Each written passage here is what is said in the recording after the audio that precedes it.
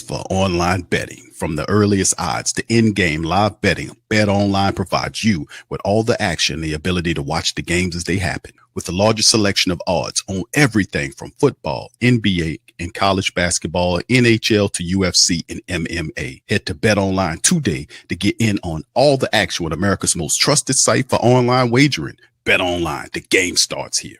Bet on.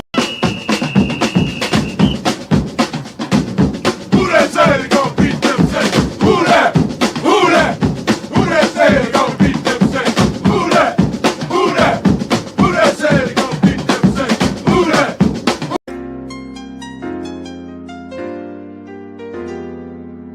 Yeah. Boogie like Benson, I'm a who that. I'm a who that. Long as I'm living, I'm a who that. Lose or winning, I'm a who that. Sports coma, yeah, this is where we do that. Where we do that, where we do that, where we do that, where we do that, where we do that. Boogie like Benson, I'm a who that. I'm a who that. Sports coma, this is where we do that. Where we do that. Welcome, welcome, welcome. Somebody please better help. Running this thing like elf. I thank God every day I'm not a felt. Go to YouTube live with Big Q and the guys. If you ain't ride or die, the bandwagon get flipped. Been marching in, that was way for the ring. I was yelling out your shade for the championship. Bucking on town, duck down. Falcons, pluck, get shut down. Panthers ain't much touchdown. The vision really belong to us now. So much hate on the Saints, you could probably tell. Ever since Bounty Gate hit the NFL, when things seem fishy and you probably smell the crooked referees or Roger Goodell. Probably like this and I'm a who that. Every day I'm living, I'm a who that. Lose or winning, I'm a who that. It's the sports coma, this is where we do that. Where we do that, where we do that, where we do that, where we do that, where we do that. Boogie like this and I'm a who that. It's the sports coma, this is where we do that. You're listening to the Sports Coma with Big Q and the guys on the PRO Media Network.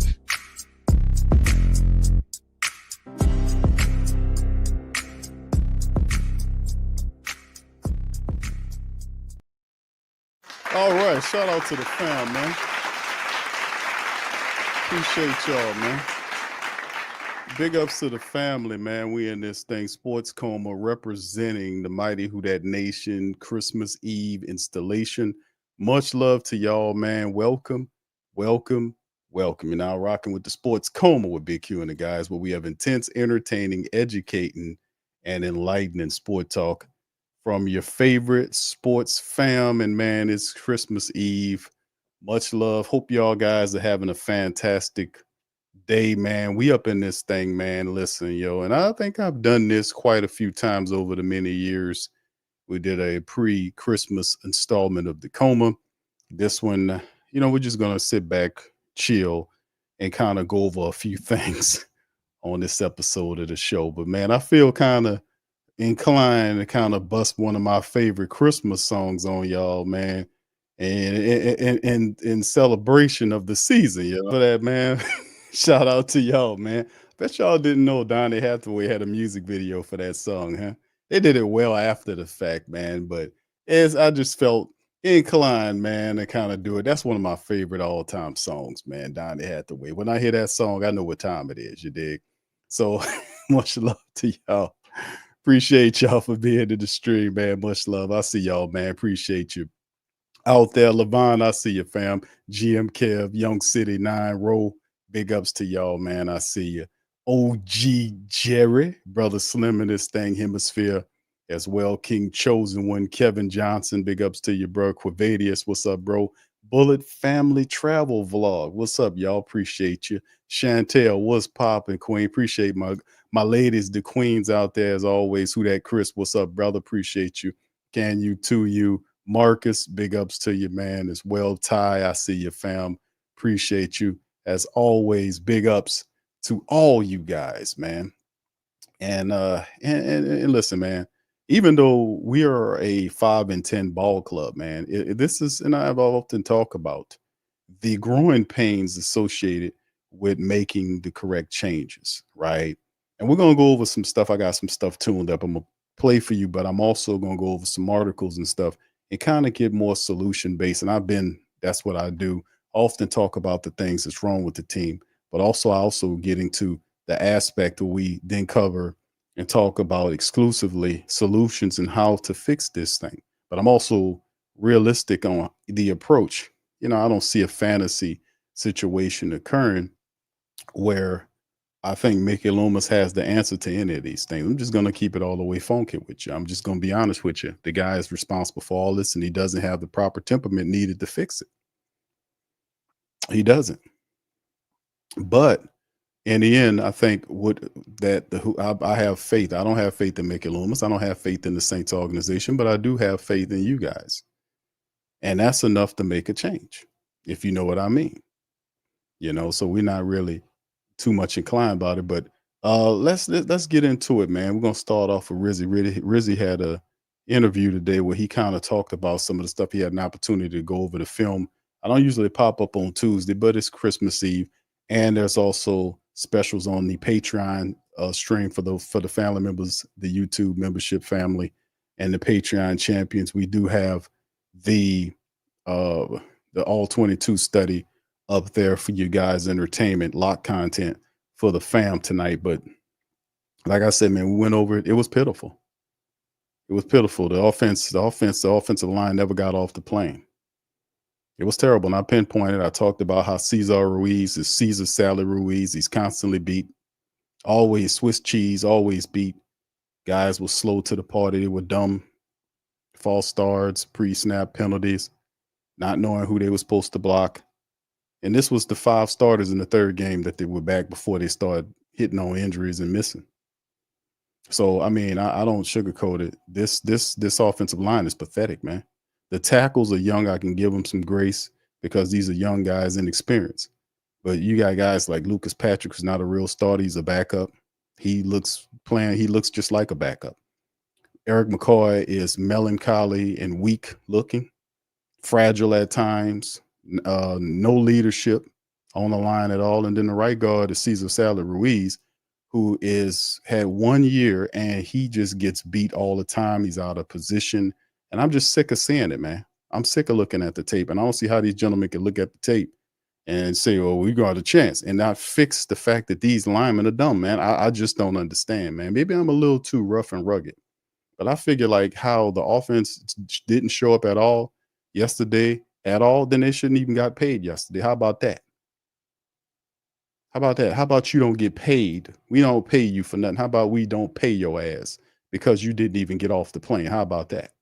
Merry Christmas on that shit.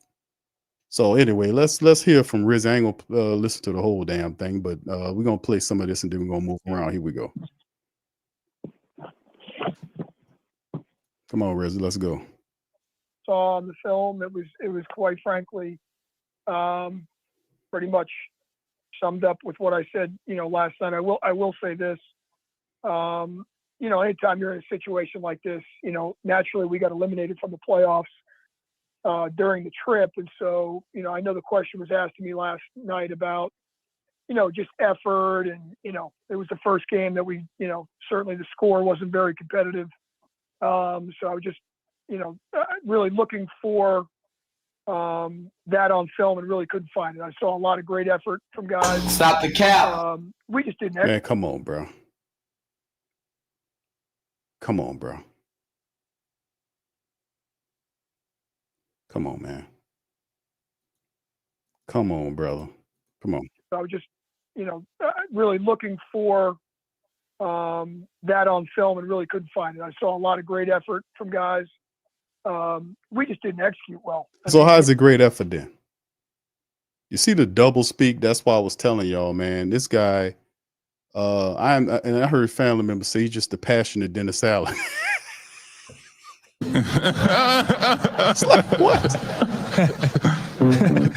Oh my goodness. A passionate Dennis Allen. That's what they said. What? I know. I was like, oh no, I don't see that. But the thing is, who no. How did you talking about a great effort? No. There's only one effort that makes great, and that's a successful effort. All other efforts are not even that's no, they don't register. I mean, this is what we dealing with. This is what kind of ridiculousness we dealing with. Really fam. looking for that on film and really couldn't find it. I saw a lot of great effort from guys. He couldn't find it on film. So I was just, really looking for that on film and really couldn't find it. I saw a lot of great effort from guys. No, that's a damn lie. And you're a liar. That's a damn lie, especially the offensive line. They were out there getting beat individually. They were slow to block. Cesar Ruiz was getting Swiss cheese like he always does. Trevor Penning is blocking too high. He was pushed back into the lap of the quarterback again for a third consecutive game. Tali Fuaga was out there false starting. There was I mean, my goodness, what the hell is this guy talking about? What is he talking about? Absolutely insane. This is what I'm saying. These people are jokes, man. If if you don't know what I'm talking about, go sign up for the Patreon. I break it down. I did it several hours before I popped up here. As I went over the tape, it disgusted me. And exclusively, I'm talking about the offensive line. Just talking about the line itself. You cannot sit up here and talk about it's just that's why this guy need to get the hell. We need to find some real people that know what they're looking. This is a special teams coach masquerading as a head coach. He doesn't even know what film you talking about you looked at. Even novice looked at the film and see the Saints were getting abused offensively, especially on the offensive line, which if the line did not come to play, I said it in the preview, if the line didn't come to play, the Saints would not have, they can't win the game. And the offensive line did what it did in the first half of the Washington game. It disappeared for an entire game this time. And it's just unacceptable, man. It's unacceptable. Really looking for that on film and really couldn't find it. I saw a lot of great effort from guys. We just didn't execute well. I mean, we went into the game saying that the start of the game and the beginning of the game was going to be crucial. And, they scored a touchdown in their first 3 drives. So we really, and then we didn't do ourselves much favors on the offensive side. So how you had good effort? As well. So, that really was the thing. We just didn't execute. So how was it good if you didn't execute, bro? Make sense. Nothing that stuck out on film more than just the lack of execution and the lack of playmaking. The lack of execution and lack of playmaking is not a good effort then, bro. What are you talking about? It's not a good effort. It's nothing to be proud of. They did not show up offensively. And if I'm talking about the line, listen, if there was going to be success had, offensively speaking, the line, they shouldered the burden. There were 5 starters out there. Once again, the Saints offensive linemen did what they did like in the first half of the Washington game. They did what they did against the Giants. They come out there, they're weak, they're dumb, they're undisciplined, they get pushed around. They don't block as a cohesive unit. There was a play I seen 3 guys bumping into each other. I mean, put one in the chat if y'all remember the play where there was supposed to be a play set up. These 3 particular linemen thought it was a screen, and they were literally bumping into each other. And the 3 guys were Tali Fuaga, Shane Lepew, Pepe Lepew, and the third lineman, I forgot the guy name, Lucas Patrick. They were bumping into each other. And I'm like, what are these guys doing? The play when Spencer Rattler got knocked down and the ball knocked loose from him was a play where these 3 bumblers some kind of way ended up in the same bumping into 2 of the guys bumping. It was some Three Stooges stuff. It's just terrible. And remember, these guys practice several times during the week leading up to the game. So how do you look like that and you're supposed to be practicing and that's acceptable? To me, looking at film, and I know how to look at film, this guy is not telling the truth. That's dishonest commentary right there. Either that or he's foolish. You don't know what he's looking at, because that is not a good effort. That wasn't no effort. If it's lack of execution and the other thing that he talked about, then you can't sit up here and give them no credit for that, bro. You giving credit for lack of execution? What kind of coach are you? You can't do that. That's irresponsible coaching. That's not how we. That's how we not going to win. What do you expect? I mean, do you think there's a realistic chance Derek Carr could play this week? I'm hoping so. We came out of that we came out of the last few days with him getting a little bit better, so I think at some point this week we're going to try to simulate, what it would be like in a game That's a yes. and see if he's able to function.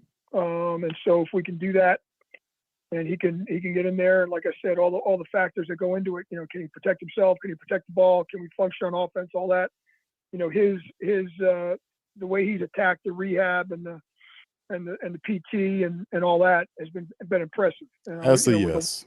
Derek Carr is going to force his way back to play against the Raiders because he wants to play against his former old team and beat them, even though it don't make any difference. And I would caution Derek Carr, and he's not going to listen because this is something that a head coach who's supposed to have a brain supposed to shut that guy down. There is no way, if you give a damn about Derek Carr, that you would place him behind that Saints offensive line. There is no way that I would even do that.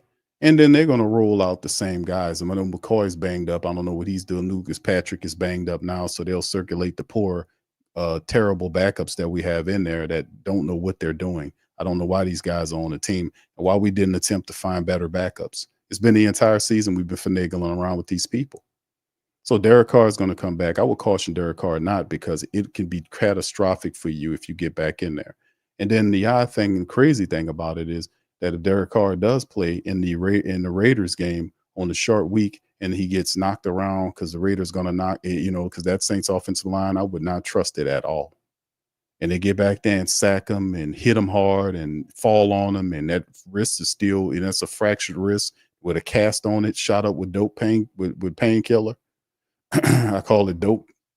It's not gonna be a good look, and if it gets re-injured too bad, that can end up affecting next year when you're supposed to be healthy enough to make it through whatever the situation is. So is it really worth you getting out there and kind of putting that little clause in jeopardy? But once again, well, most of these guys are governed by emotion. We'll see what happens here, man.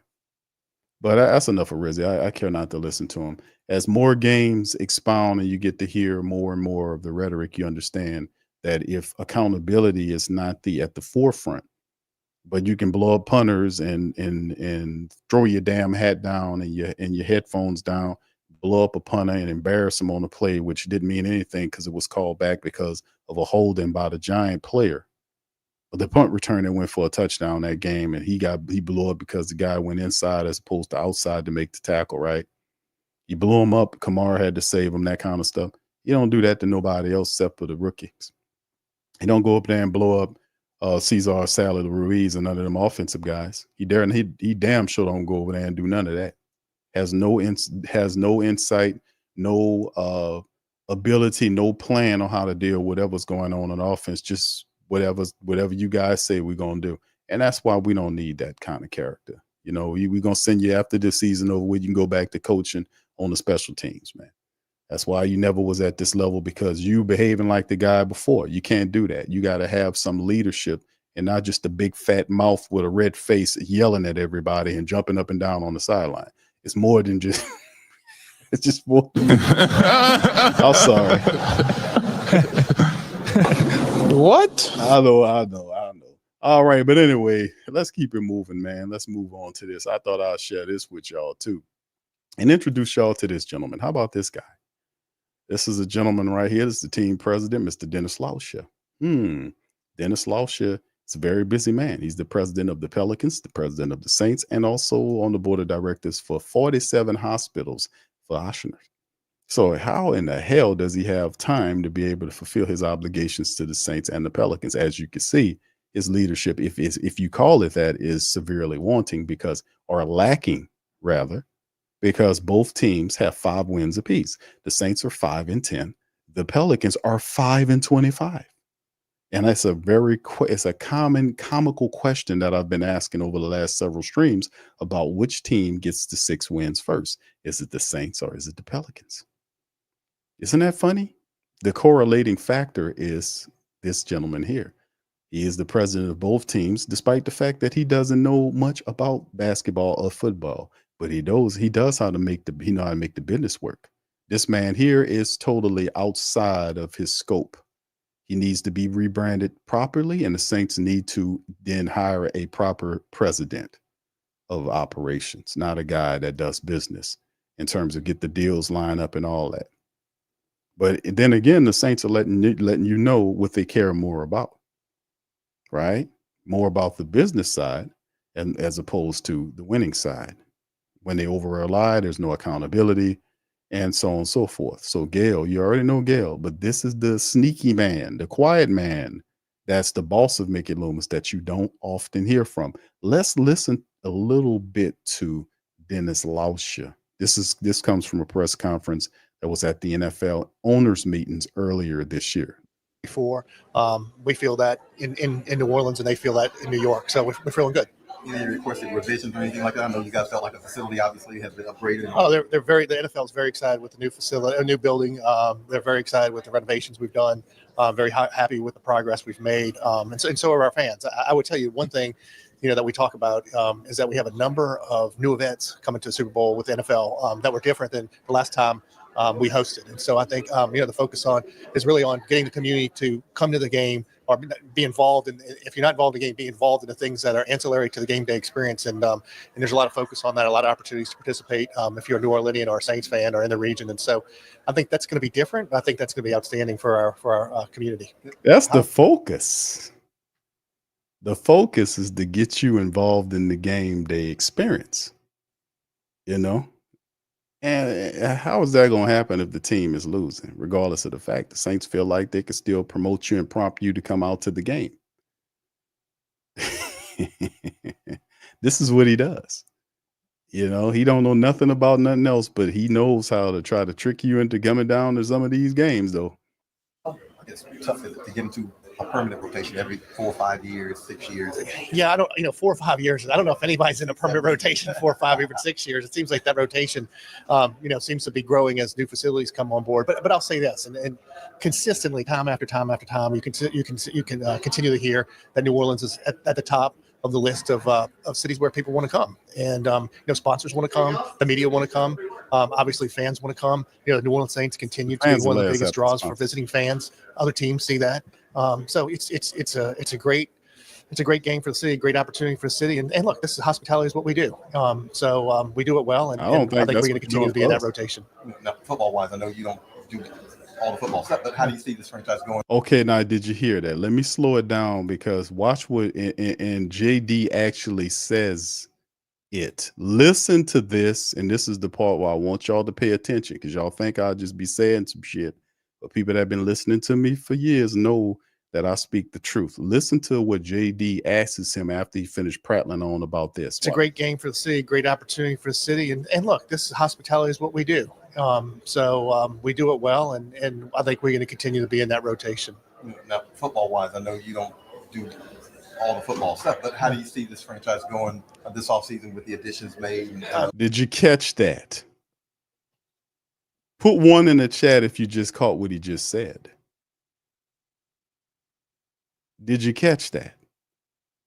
Did you hear what? And John DeSacer works for the Saints and the Pelicans. He's a reporter that's paid for them just like Mike Hoss is. Did you hear what he said?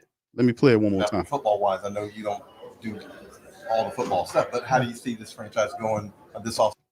He don't do all the football stuff. This is your team president. Even the reporters know it. We know that you don't do the football stuff. What? Well, how is this gentleman the team president then? How we got a team president that don't do, quote, the football stuff, unquote?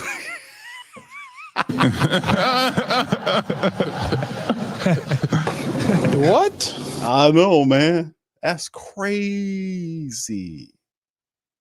That's crazy, but that's what you got. That's why you're a joke. That's why the Who Dat Nation is taken as a joke. Where they do that at? Except for the city of New Orleans. Even the reporters know, man. You don't do the football stuff. You know what the football stuff is? The football stuff is evaluating stuff on the field, making sure the general manager do what he's supposed to do, And I'm gonna play this response, and then we're gonna get away from this. But I'm just letting y'all know. That's why I pulled this up so you can hear it. Obviously, fans want to come. The New Orleans Saints continue to be one of the biggest draws for visiting fans. Other teams see that. So it's a great game for the city, great opportunity for the city. And look, hospitality is what we do. So we do it well. No, you don't do the I think we're going to football continue to be in that rotation. Football wise, I know you don't do all the football stuff, but how do you see this franchise going this offseason? They'll do all the football stuff. Definitely heading in the right direction. Real excited. Real excited with our coaching staff. Real excited, with the opportunities we have in draft. I mean, again, this is Mickey's, question more so than my question. But I know he's excited. I know. Speaking of Dennis, he's really excited about the direction of the team and where we're headed, and we'll see where we go. But we're feeling confident. Is a front office? I notice how nervous and stumbling, bumbling politicians speak that he involves himself in. Prior to that's why I let you get a little bit more of the interview to start it off. He was very confident when he was talking about business and sponsorships and getting you to come to the games and this, that, and the third. But when he gets into the football stuff, he starts stumbling, bumbling, and then he literally says, he throws it to Mickey Loomis. Hey, this is more Mickey Loomis's stuff.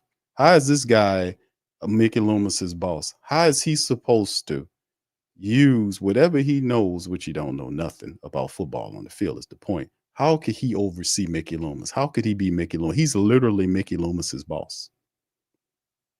And you heard what he just said. This is why you don't have any accountability at the top level, because this man don't know what he's supposed to do. And he's over relying on Mickey. And he even said, I'm going to play off season with the additions made. And definitely heading in the right direction. Real excited. Real excited with our coaching staff. Real excited, with the opportunities we have in draft. I mean, again, this is Mickey's, question more so than my question. But good Lord, this is Mickey Loomis's question more than our question. But since anyway. All right, so since we don't want him to be even more red-faced than he already is, let's go to Mickey Loomis and hear what he has to say about the Saints. Here we go. Was the decision to bring Dennis back a fairly easy one, and also like how much did the finishing 4-1 over the decision? Yeah. Look, here's what I think. I think sometimes, the easy thing to do, the lazy thing to do, is look at the results of a season and say, it's a coach's fault or it's the quarterback's fault. I think oftentimes you have to look beyond that. I was prepared for this question, right? Oh, what are you talking about, man? Chuck Noll, his first 3 years, Hall of Fame coach. He was 1-13, 5-9, 6-8. But they recognize that this guy's a good football coach, right? Bill Belichick. Here's his first 3 seasons: 6-10, 7-9, 7-9. Tom Landry, 0-11. 4-9, 5-8, 4-10, 5-8. Hall of Fame coaches, all of them. Bill Walsh, first year, 2-14. Second year, 6-10. So I think the easy thing to do is just look at the results and say, oh no, we've got to have a change. You got to look beyond that. What are the reasons why we were 9-8 instead of 13-4? And look, it's collective. It's the players, it's the coaches, it's me. Notice it's our personnel staff, our roster. It's variables sometimes that we don't have any control of. And so my assessment is Dennis Allen is a good coach.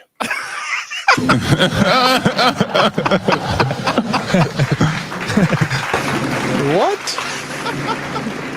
Bro, what are you talking about, man? Absolutely insane.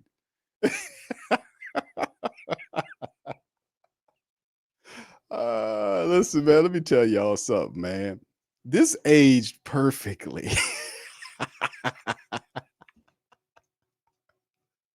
This aged perfectly. This aged so well. This is so awesome. He's a good, yeah. All this cocky, gum chewing arrogance don't exactly work right now, does it? Dennis Allen's ass on the street after a 7-game losing streak and loses to the worst team in the NFL at the time, which was the Carolina Panthers. Oh my goodness. So that didn't age too well, did it, family? But this is who Dennis Lauscher was alluding to. This guy, really? Now you can see why. So you can see why we having some issues here. After I played This guy, well, he said he looked at the tape and he didn't see anything wrong. We just, we seen a lot of good effort. We just didn't execute and we didn't touch it. Well, how's a good effort if you didn't execute? Then we went to this gentleman here. He was talking about business and he went from business to flip flopping, and is a big guy, but you seen him back flipping his ass off. He even put on some shiny, slick bottom penny loafers and started moonwalking for us during the interview.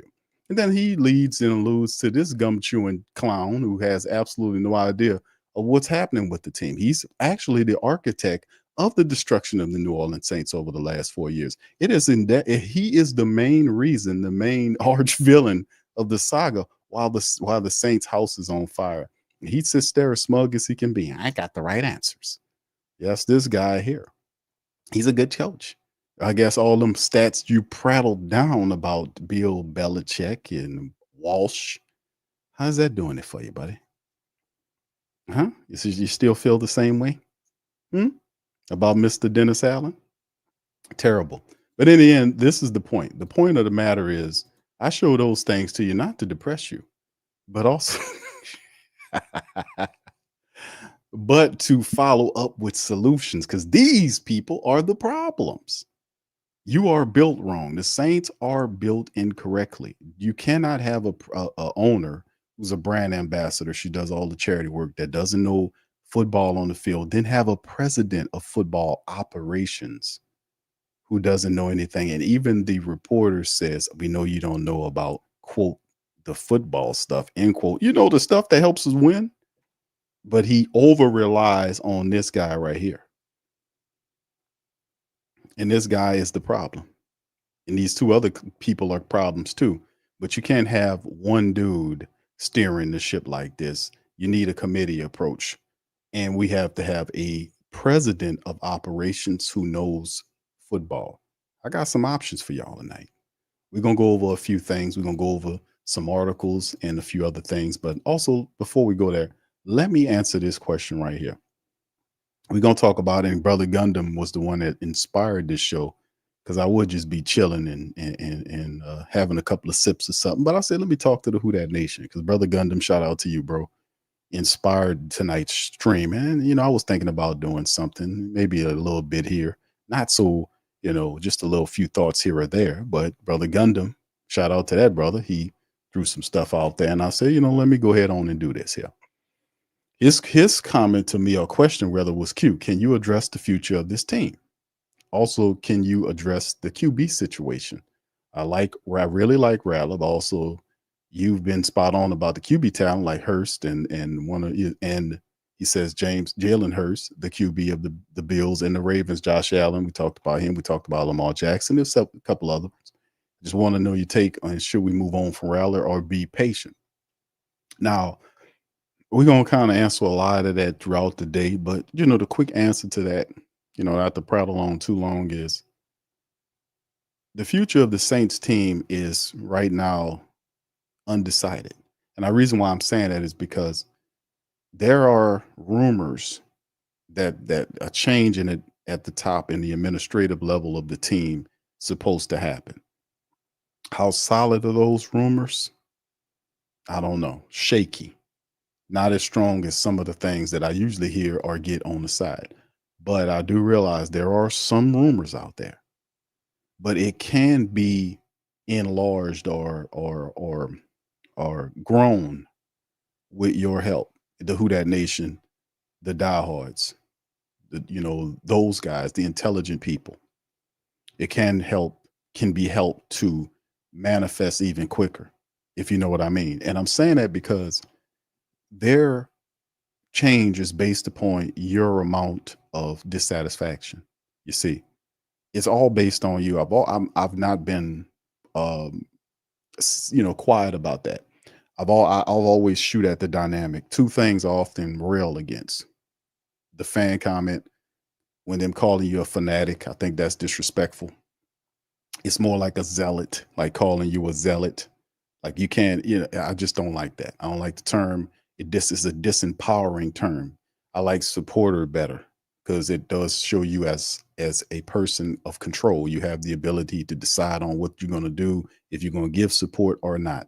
The opposite is devoid of process of logic.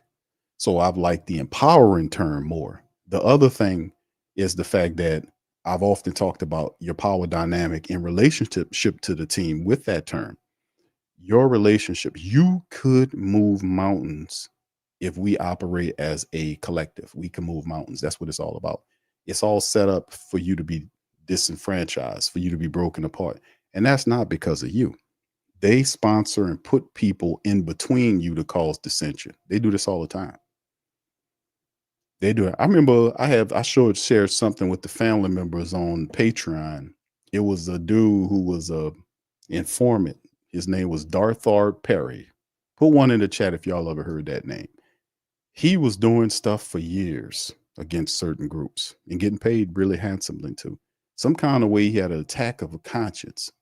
His interview, he did this interview to try to redeem himself. Not just to the community, but for his own thing. He couldn't sleep at night. He felt like what he was doing, that what he did was wrong. So he came out against it. He started telling the truth about everything. He talked about the COINTEL stuff. He also talked about something people don't talk about, which is what he called it the Black Deaths. And I don't hear nobody talking about that. The reason why I'm throwing that up there is because this happens. The way you don't get separated is you understand who the Darthard Perrys are. Those are usually the guys that's trying to, push you in a non-powering position. Me personally, I often believe that every individual should be empowered because it's enough success for everybody. I don't like to hear anybody struggling or doing bad. That's why I often promote the family members to champion their lives. If you don't like something in your life, look in the mirror, because more than likely, if we draw in these negative circumstances, we're usually some kind of way involved in the process. So you take a good look in the mirror at yourself first. And then, before we point fingers at all the people around us, let's take a good look in that mirror. See what we can do there first. See what in those changes usually fix a great deal of the issues around you when you take a look. Make those changes. But that's what I'm saying. I believe in that. But at the end of the day, when we talk about the New Orleans Saints organization as a collective, we need to move in that direction and show some discipline by not showing support. If we do that, like we ratchet that philosophy up, that mindset up, we can do a lot more. Look what we were able to do with just the small use of power that we had. We were able to influence Gil to fire that guy over the chagrin of this idiot on the screen right here, who didn't want to fire him, and he's sitting on a 7-game losing streak.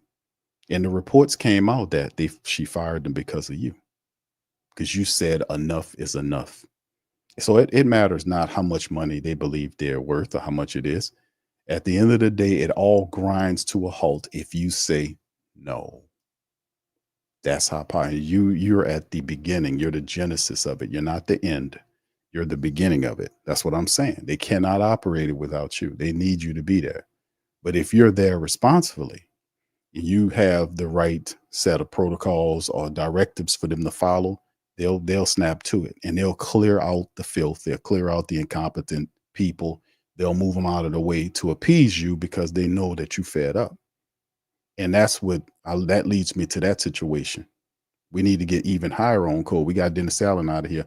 Now we've been telling them in emails and in phone calls to the building is that we need a change in the administrative level. Mickey Loomis needs to be removed from the general manager position. He can keep the VP job. He can't do too much damage with that. But as a general manager, he needs to be removed from that position. Dennis Lauscher needs to be removed from his president's position, and they need a real president of football operations, a guy that does the quote football stuff, end quote. You got me? So anyway, that's the part of it. And that ties to, based on that situation, that tells you what future you're moving in. Because if you allow Mickey Loomis, who is the one that's destroying the team by his own negligence and incompetence and non-vision, then you can't expect change to happen next year or the year after that, because this is a guy burning everything down with dumb decisions, and he doesn't want to come out and be questioned. He's famous for hating these end of the season press conferences. Then why be the general manager? Give him up. Give the job up. He hates the end of the season. You know why? Because he doesn't like to be questioned. What kind of dude is this? That's supposed to be a general manager. This stuff's supposed to be his plan, but you mean to tell me you can't answer questions about why you failing? What kind of person is this? So in the end, that's the big sticking point. The QB situation is still up in the air because you'll keep Derek Carr if Mickey Loomis is making the decisions, because Mickey Loomis is not going to let him go unless somebody else forces him out of here that's higher than him in the organization, and God knows it won't be Lauscher. So you see what I'm saying? So a lot of the decision makings will be made with him getting a coach that agrees with his set of principles, which will then force you into the direction that you're currently going, which is to play out the string with these veteran contracts. And then after 2 years, then you'll have the money freed up where you can compete in free agency. That's this guy on the screen plan in a nutshell. It is what it is, not mine, but this is what I figured out. And he basically alluded to it and say so himself. So unless this is changed, you're going to see that plan play out.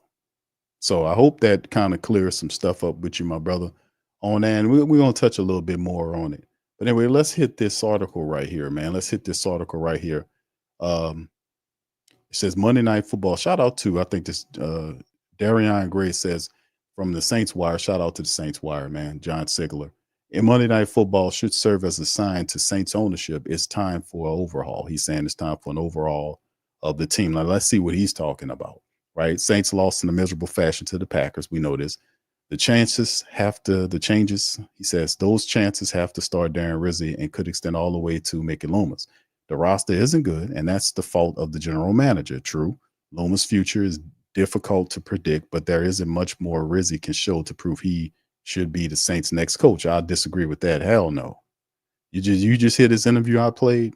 The team, the offense was the main reason why the team didn't even score a point, didn't even get lined up. When they did get back there, they fumbled the ball.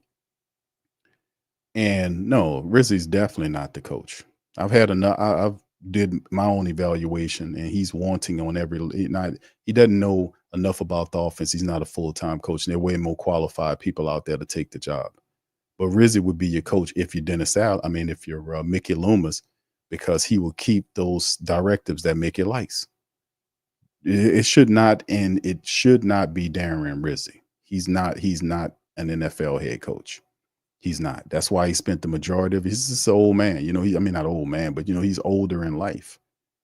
There's nobody beating the door down to make him an NFL coach. Maybe he goes to college and do it or something like that, but no.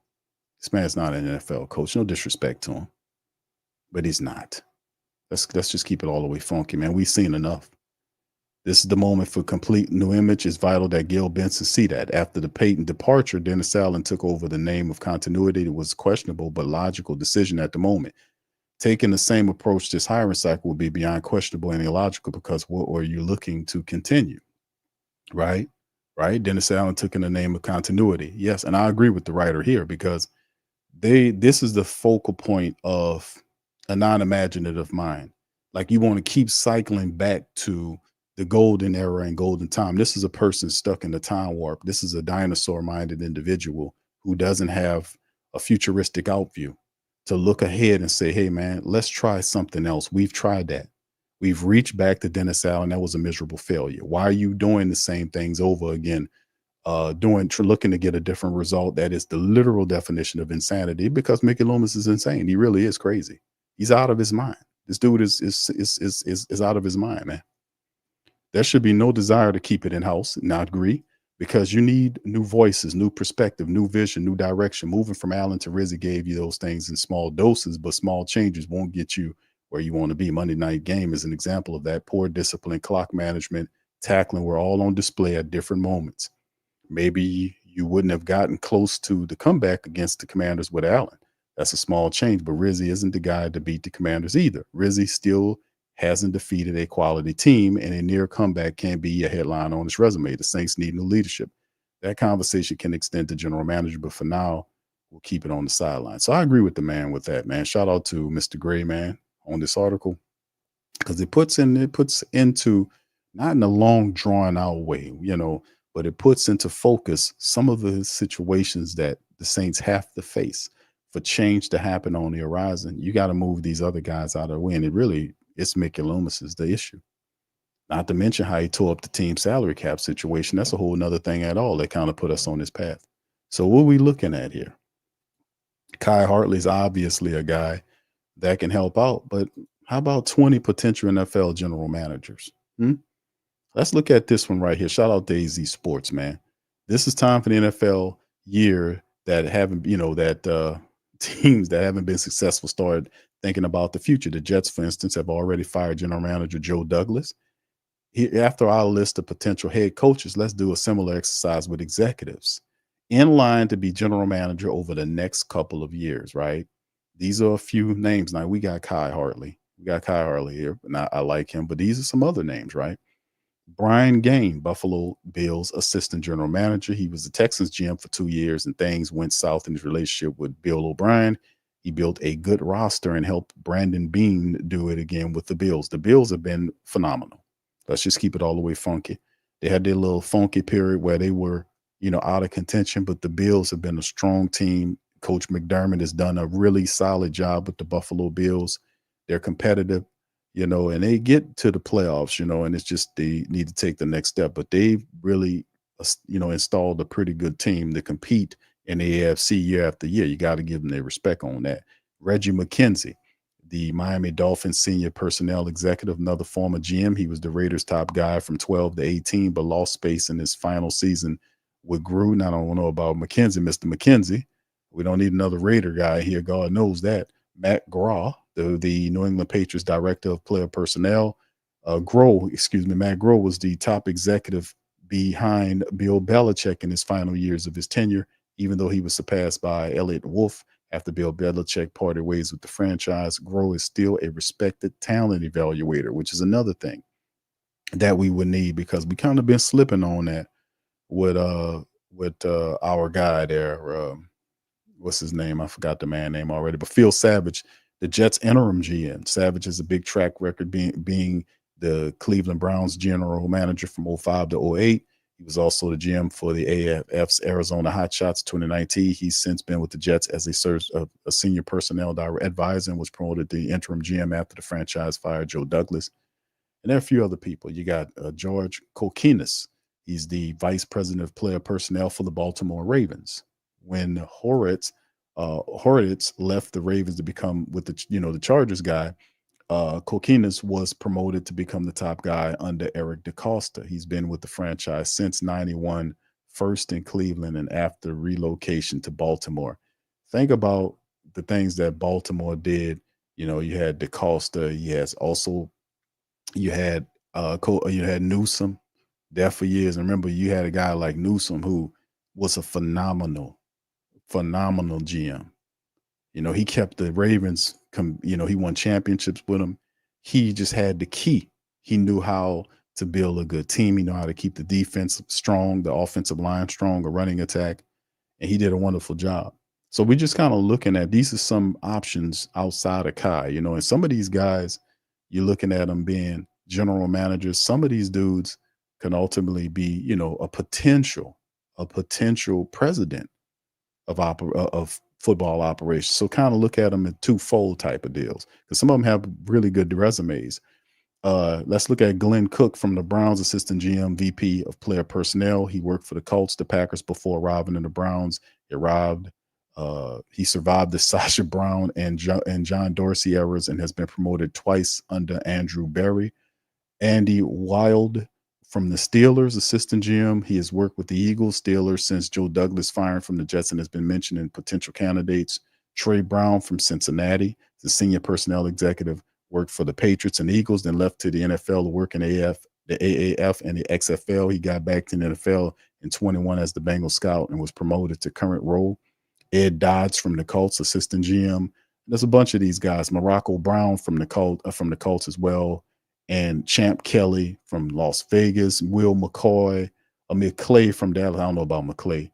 Ian Cunningham, I heard about him. Ray Agnew from Detroit. This is another good one here. The Lions have arguably the best roster in the league, so don't be surprised if the staff start getting looks around the NFL. Agnew, a former Rams director of player personnel, followed Brad Holmes to Detroit in 21. That could be a good signing. Ray Agnew. That can be a really good signing right there. We can pick him up. Ryan Grigson from the Vikings, Senior Vice President of Player Personnel. Grigson's has a questionable tenure as the Colts GM between 2012 and 2016, but he's rebuilt the value since then. The Vikings under Mensa, he's the top scouting voice in the room. And the Vikings did actually a pretty job of setting themselves up with this roster. The Vikings are a surprise of the league. I did not anticipate the Vikings being this good. They've really turned it up, haven't they? Jeff Ireland, that's who I was thinking about. I don't know about Jeff Ireland, but he's the tape scout behind Mickey Loomis, and that's all you need to know. We're going to skip on him. Jim Nagy, Senior Bowl Executive Director. Nagy said he has an NFL background working as a scout for the Commanders, the Patriots, the Chiefs, and Seahawks. Since 2018, he's been the Senior Bowl Chief Scout with a strong staff working under him already. So there's quite a few people, and I kind of pulled this list up because we often say, well, who's out there? Who could we look at? Who could we bring in? And some of these names fit. Some of these guys come from very reputable organizations that has sustained amount of success, and you want to kind of take some of that, bring it on to your team. And these could be potential replacements at the general manager position. Some of them have a resume that you could look at them as a potential president candidate. Some of these guys are good. And like I said, I like Kai. Kai would be the right guy because the Saints don't like change. They like hanging close. They just this really weird way of operating, which if you're a losing ass organization, I don't think you really need to do that, kind of step forward in that. All right. Anyway, and this is also goes along with that when we talk about the NFL accelerator program. This is what Kai Hartley is involved with. He's been with it for the last 3 years, and he's going back into the NFL to hold accelerator program this week as league continues to promote diversity in the front offices. NFL will host this front office and general manager accelerator program in Irving, Texas for nearly 3 dozen men and women league identifies as being GMs within the next 0 to 3 years. So it's an accelerator program to get these guys into the general manager position. And how is that supposed to happen when you got an idiot like Mickey Loomis, literally and figuratively blocking out opportunities for people to become general managers of teams, like especially with Kai Hartley. I mean, he doesn't need 2 jobs. There are 34 participants for 28 clubs taking place in this program, which begins Monday through and runs through Wednesday afternoon. The group includes former GMs, several assistant GMs, 2 members of the league's office, and various directors and scouts. The program will take participants through sessions that will touch on leadership, player engagement, leveraging media opportunities, negotiating for oneself, and body language. There will also be opportunities like in years past where these participants can mingle with decision makers from all 32 teams. The league provided biographies of all participants to team owners and decision makers, arguing both sides to do their homework before meeting this week. And they say, quote, research who they are, see where the opportunities are, that areas where you would like to engage in clubs you would like to engage with.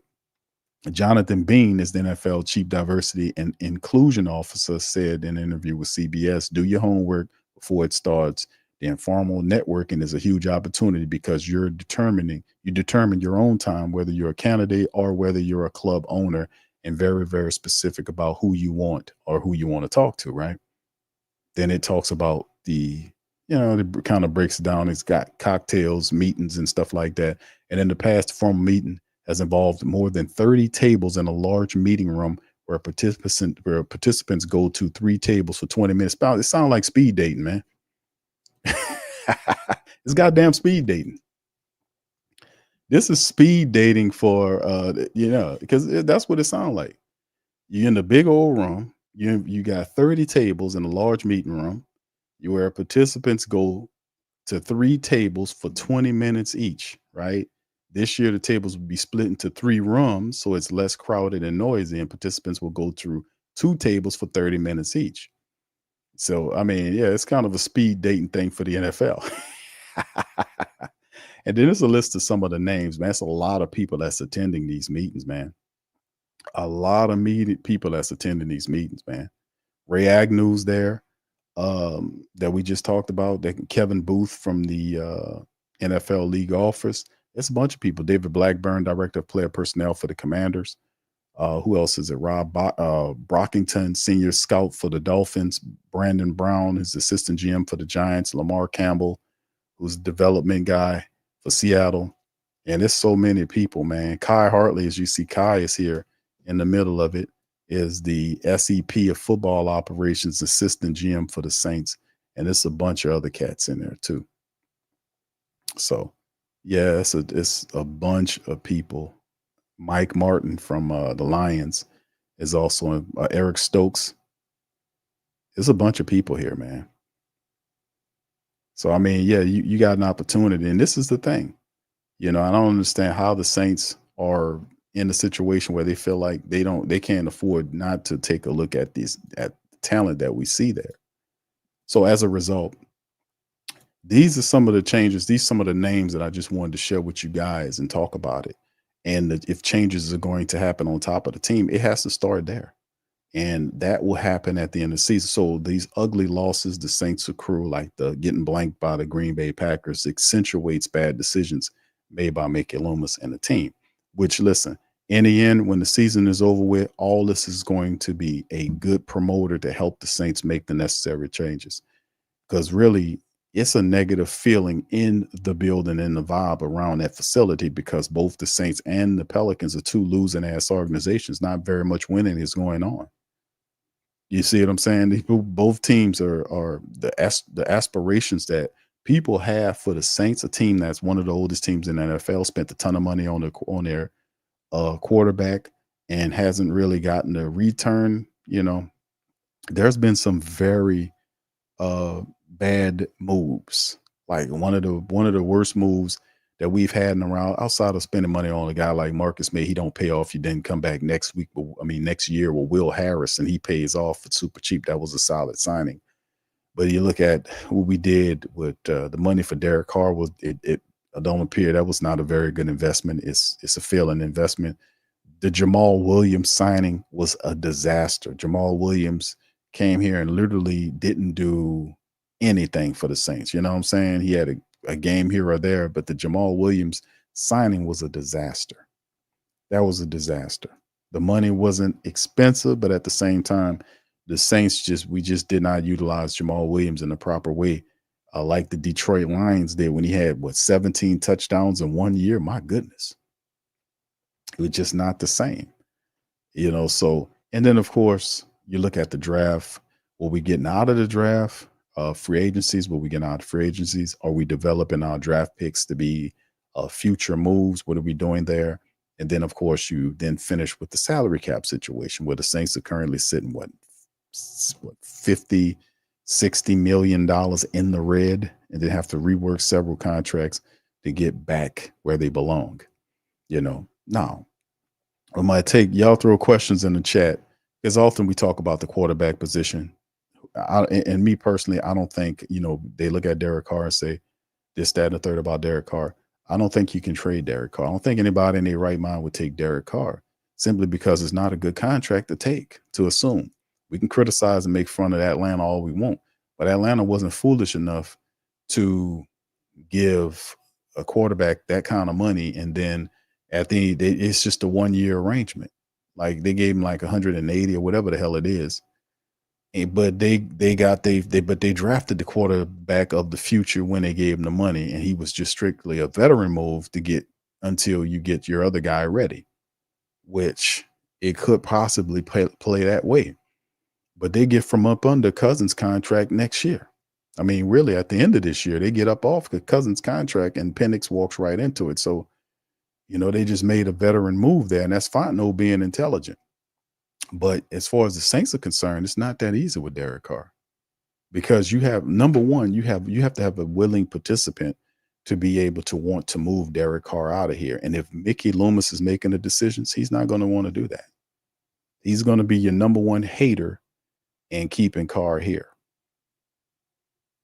He's going to try to and I'm telling you straight off, that's what it is. He's going to try to keep this together, and he's going to try to hire a coach that feels the same way. So if you want a yes man that's going to do that, you hire Rizzi, because he'll be the most yesiest of the yes men that you ever seen. And he'll stand up there with that bullshit face like he showed during the press conference right after the game and talked about how he was proud of the players. And I'm like, what? And I bust that Russell Westbrook. What? Bro, what are you talking about, man? Yeah, that's why I had to bust that on. I'm like, what? What are you talking about? What are you talking about, man? That's stupid. You know what you talking about? But the issue is you have to get accountability here, and until that happens, I don't see the Saints really breaking out of this. They got to get from up under Mickey Loomis' decision making. He is the proverbial person that's responsible for what's happening to the team. His bad vision. Then he's a stubborn bastard. So at the end of the day, it'll be tough, to see what Gail does. So my number one thought is going to be looking at Gail to see how she handles this situation. Because she's also under pressure to sell. It's a lot of people are now promoting that she sell. Now, that wasn't something that we've seen in previous years, right? We didn't see, we heard it, the rumors around the outside, but then now it's a strong push for her to sell because they don't think she could fix it, that she knows enough to fix it. Now, the crazy part about it is Gail could hire a firm. She can hire a firm and tell them, because this been done before, where you'll have a firm and she tells them what she's looking for, and the firm will go out and interview the people. This kind of stuff has happened before, right? She don't have to know how to build the car to make money off the car to own a factory, as long as she got competent people, like engineers in there and people that she trusts the board to make sure she do it. She can make money off that all day. That's like the person that owns a pizzeria he don't have to know how to fix pizza. As long as he's hiring the right people that do, he'll make money in that field. That happens all the time. But as far as her situation is concerned with the Saints and the Pelicans, she can't not have her not knowing and the team president not knowing and her over relying on a guy that's not the right guy making the decisions. And that's the same with Mickey Loomis and the same with David Griffin as Griffin. You see? You can't have that. And plus, you need to have accountability. Somebody needs to be looking over their shoulders and holding them to some kind of plan. You can't hire a guy and then he screws up and he just has the ability to keep resetting over and over. No, it don't work like that. No. We don't do that here. You have to be accountable. If you're failing and you're not doing the right job, you said you was going to do this, why you didn't do it? You evaluated it. If not, then we're going to get you on up out of here. You're going to sit here and make effed up decisions in perpetuity.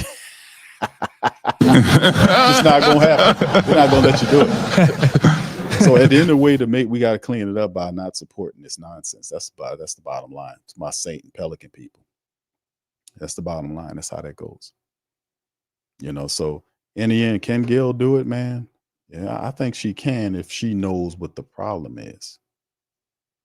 And there's a little fracture, man, maybe not so little, but a big fracture when she fired Dennis Allen, told Mickey to fire him, and Mickey didn't want to do it, and she forced him to do it because prior to that, she was going all on his vision. When that happened, that created a big fracture of trust with her and him. Is it enough?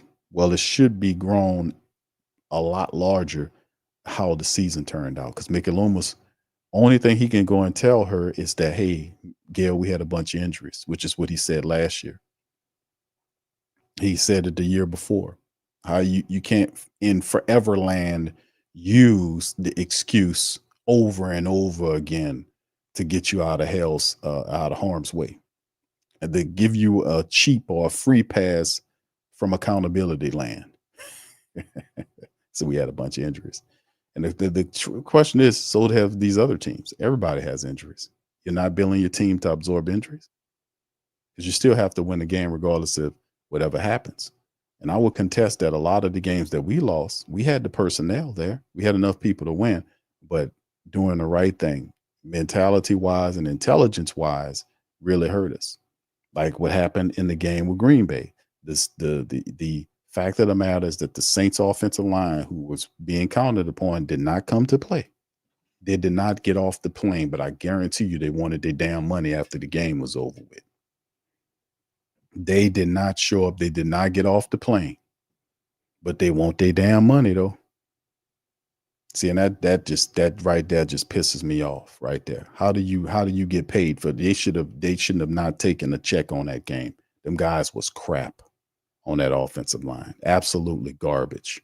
They don't deserve a paycheck after what you watch. You watch that film like I watch it, it'll piss you off. I couldn't even go through the whole thing. I kept shutting it off. We did the Patreon on it. So anyway, let me then bounce to you. Y'all got any questions? Shout out to you guys on Christmas Eve here, man, talking at you. I'm going to be here for a few more minutes. Then I've got to go. But listen, y'all got questions. Now's the time. Let's hear what you got, man. Let me see what I can do with that. Maul says, Q, do you see Lauscher and Mickey deterring Gail from getting a new gym? Yeah, because he wants to. Mickey Loomis, absolutely. You know, Gail, hold on now, Gail. Gail, you don't need a new general manager. Baby, I'm all you need. Hold on now. Hold on. Let me flex for you. Listen, I'm all the man you need, Gail. I mean, I'll tell you something here. Hold on. I'm all the man you need. Slick Mickey is all you need, baby. I'm telling you something. Hold on now. In my younger day, I kind of looked at as a kind of a playboy there. You know? No, we good on that, Mickey. Can't get Gail with one of them. You know, they'll definitely, he'll detract to Mickey, and Mickey would be, hold on, baby. I'm all the man you need. No. Don't go for that, Gail. Yeah, she knows, like I said, some trust is mistrust there, because what he was telling her about the winning and success, this team went backwards, family. They went from wherever they were last year to 5-10, totally backwards. They're collapsing. And he's going to blame it on injuries, and that's not going to work, because we're not tolerating that excuse. We're not playing with that. We're not doing the injury thing. We're not using injuries as an excuse for the Saints, neither the Pelicans, because everybody has them. You have to be able to adjust and move around. All right, Chantel, shout out to you, says, Q, I want your opinion. I have an interview. I want to send you. Myles Garrett gave Cleveland an ultimatum, but they're trading him. He has no trade clause. One of his option is Saints. What's your opinion? Oh, wow. Myles Garrett he wants to be traded to the New Orleans Saints. Number one, that is absolutely amazing. And number two is, I don't know how we can afford him. I don't know how, because he has a nice contract. It's going to be interesting to see if we can make something work there, So, I mean, that takes some imagination, but I absolutely would love to have him. Him and Carl Granderson there on the line, man. Chase Young, I know that would definitely mean you moving behind Chase Young. If that's the case, if you can land him. Well, what do they want? We have to figure out what the trade package to get a Myles Garrett would look like, because we know that they're going to want a lot for that. But yeah, Chantel, thank you for that. That would be awesome. But we have to figure out what a trade package for Myles Garrett looks like if this is, if this is what they want to happen. We'll just have to wait and see. But that we'll see what they want for him. How many draft picks and all this kind of stuff. We'll have to put it together. All right. Yeah, thank you, Chantel. English says, Q, has the multi-year dysfunction affected the ability of the next coach to salvage your young players? It depends on the coach, bro, because the new coach coming in, he don't care about what happened last year. The guy is going to look to establish his own mark on the team. So he knows he's coming into a tough terrain, and that he would have to turn around and fix some stuff. So getting familiar with whatever the team is, the problems and issues, because most coaches, if you're prepared, if you're looking at becoming the player of the head coach of that team, you're going to do all the research you can do on what happened and why did they fail. Because, what your money looking like, what your draft capital looking like, what's the strengths of my team? What's the weaknesses of my team? The strength of the Saints team right now, what's the Saints' strength?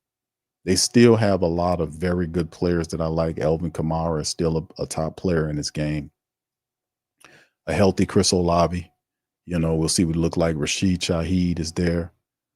So they do have some promising talent there. Tali Fuaga is going to play a lot better. So, I mean, you do have some really good players right there. The strength, that's the young players of the strength. But you also have a lot of confusion at key areas, rather, it's a better word, of the team. Like, for instance, the Saints' offensive and defensive lines were problems all year long. If you have a strong offense and defensive line, you win a lot of these games the Saints struggle with. Look how Green Bay dominated the Saints on those 3 first possessions. That second possession that they went all the way from inside of their 5-yard line and brutalized the Saints for a 9-minute drive and got a touchdown on them and wore the Saints defense out. That was strictly physical running, not just, just brutalizing the Saints with Josh Jacobs. Then they had a series of very slick plays where they were doing misdirection. You had guys crossing in front of each other in front of the quarterback, confusing the defense.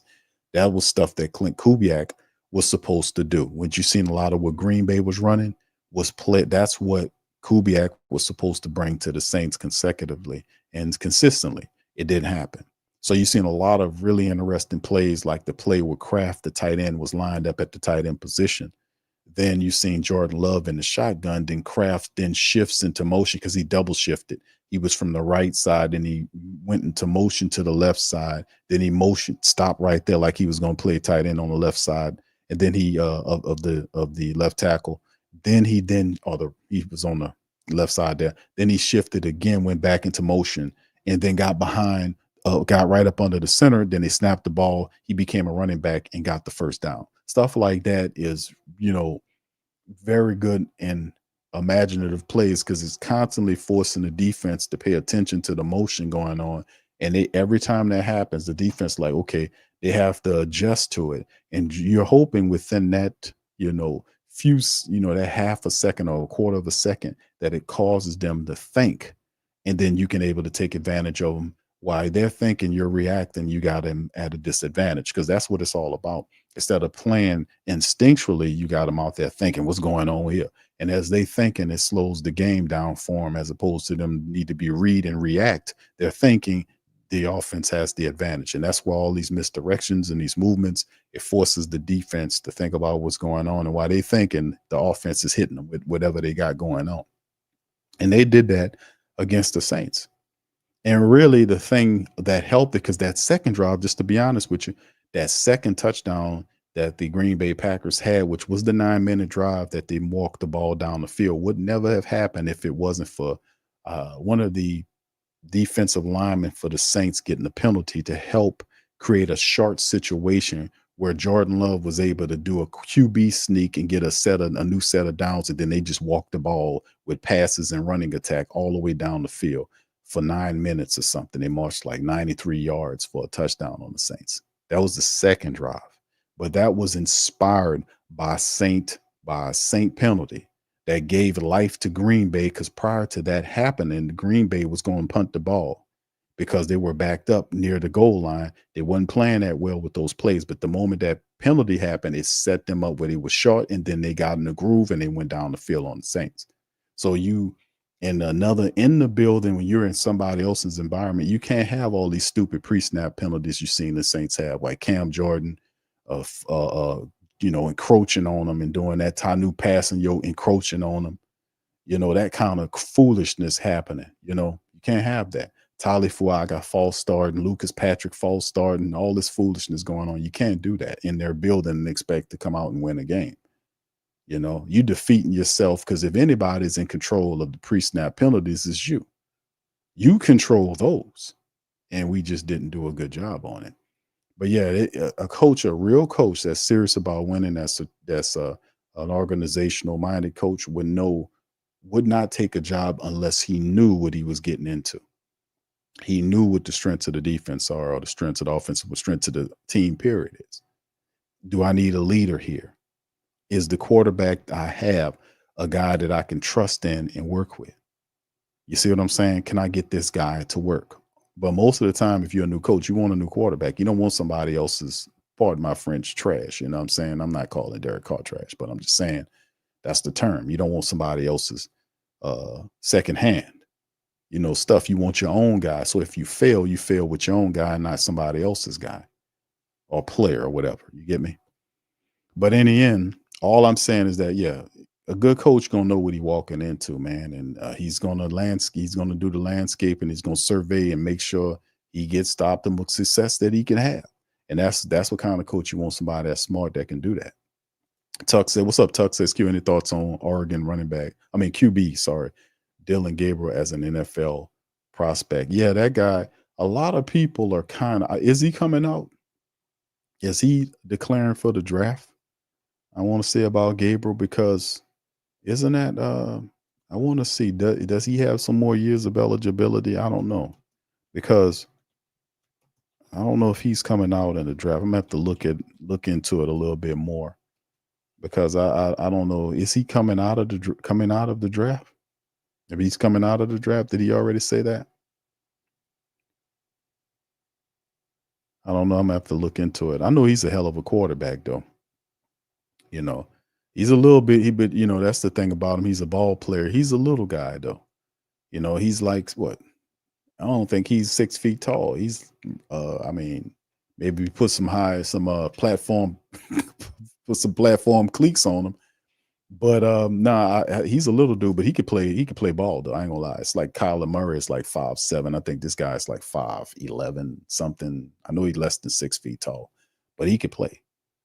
So I don't know, man. That'll be interesting to see. I'm gonna have to look into it to see. But if he's coming out, man, I don't see him as like a top 5 prospect because they're gonna play hate him on his size. He's a little dude, but he's super productive. But at the end of the day, we had Kyler Murray's before, which you could not, deny his ability because he's an undersized quarterback. You go way back in the day, it was a guy like Doug Flutie, who you just couldn't deny his ability. He's a little dude, but he's special. But at the end of the day, we have to see what's going on. I think Gabriel is a really good quarterback, just a bit undersized. He can make the throws, but that whole debate happens in the NFL about size and height and how it will translate for him at the next level. So yeah, I think he's a good guy. I just don't know where you would place him. But I'm gonna have to look into it. I'm gonna look into it. Yeah, we got some draft stuff coming up real soon, to be honest with you, man. It's about that time, right?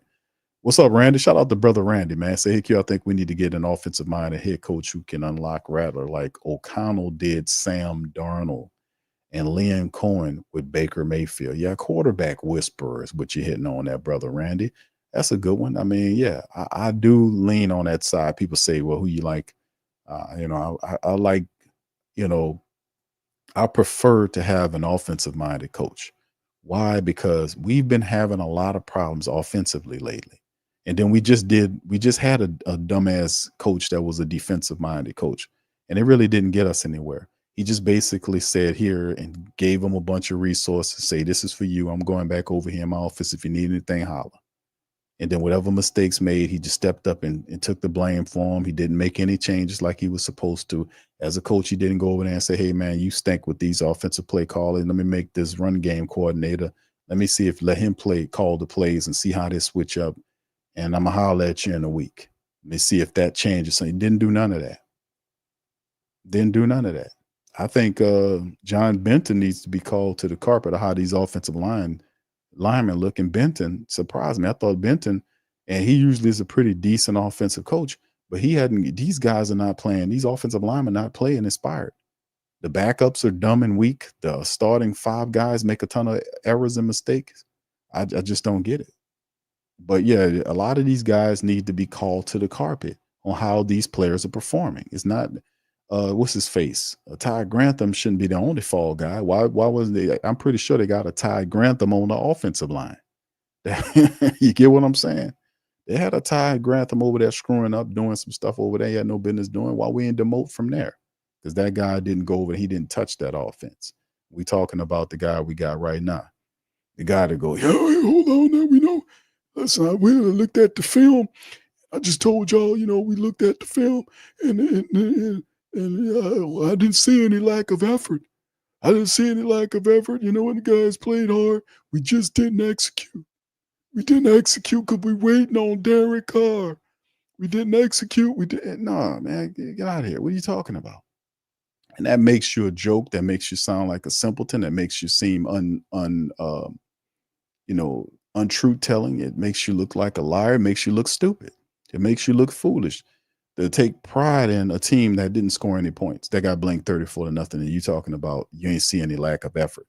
What you talking about? I seen a ton of lack of effort, and I don't count bad lack of effort. I'm talking successful effort. It's just stupidness. Either he don't know how to look at tape, or he just full of shit. And I think it's more of the second than it is the first. And he been showing you a little bit more and more when you ask him about questions about the offense. He get this stupid look on his face. I did a thumbnail when I showed you the stupid look when he parses his jaws and then he looks straight ahead. That's his bullshit face.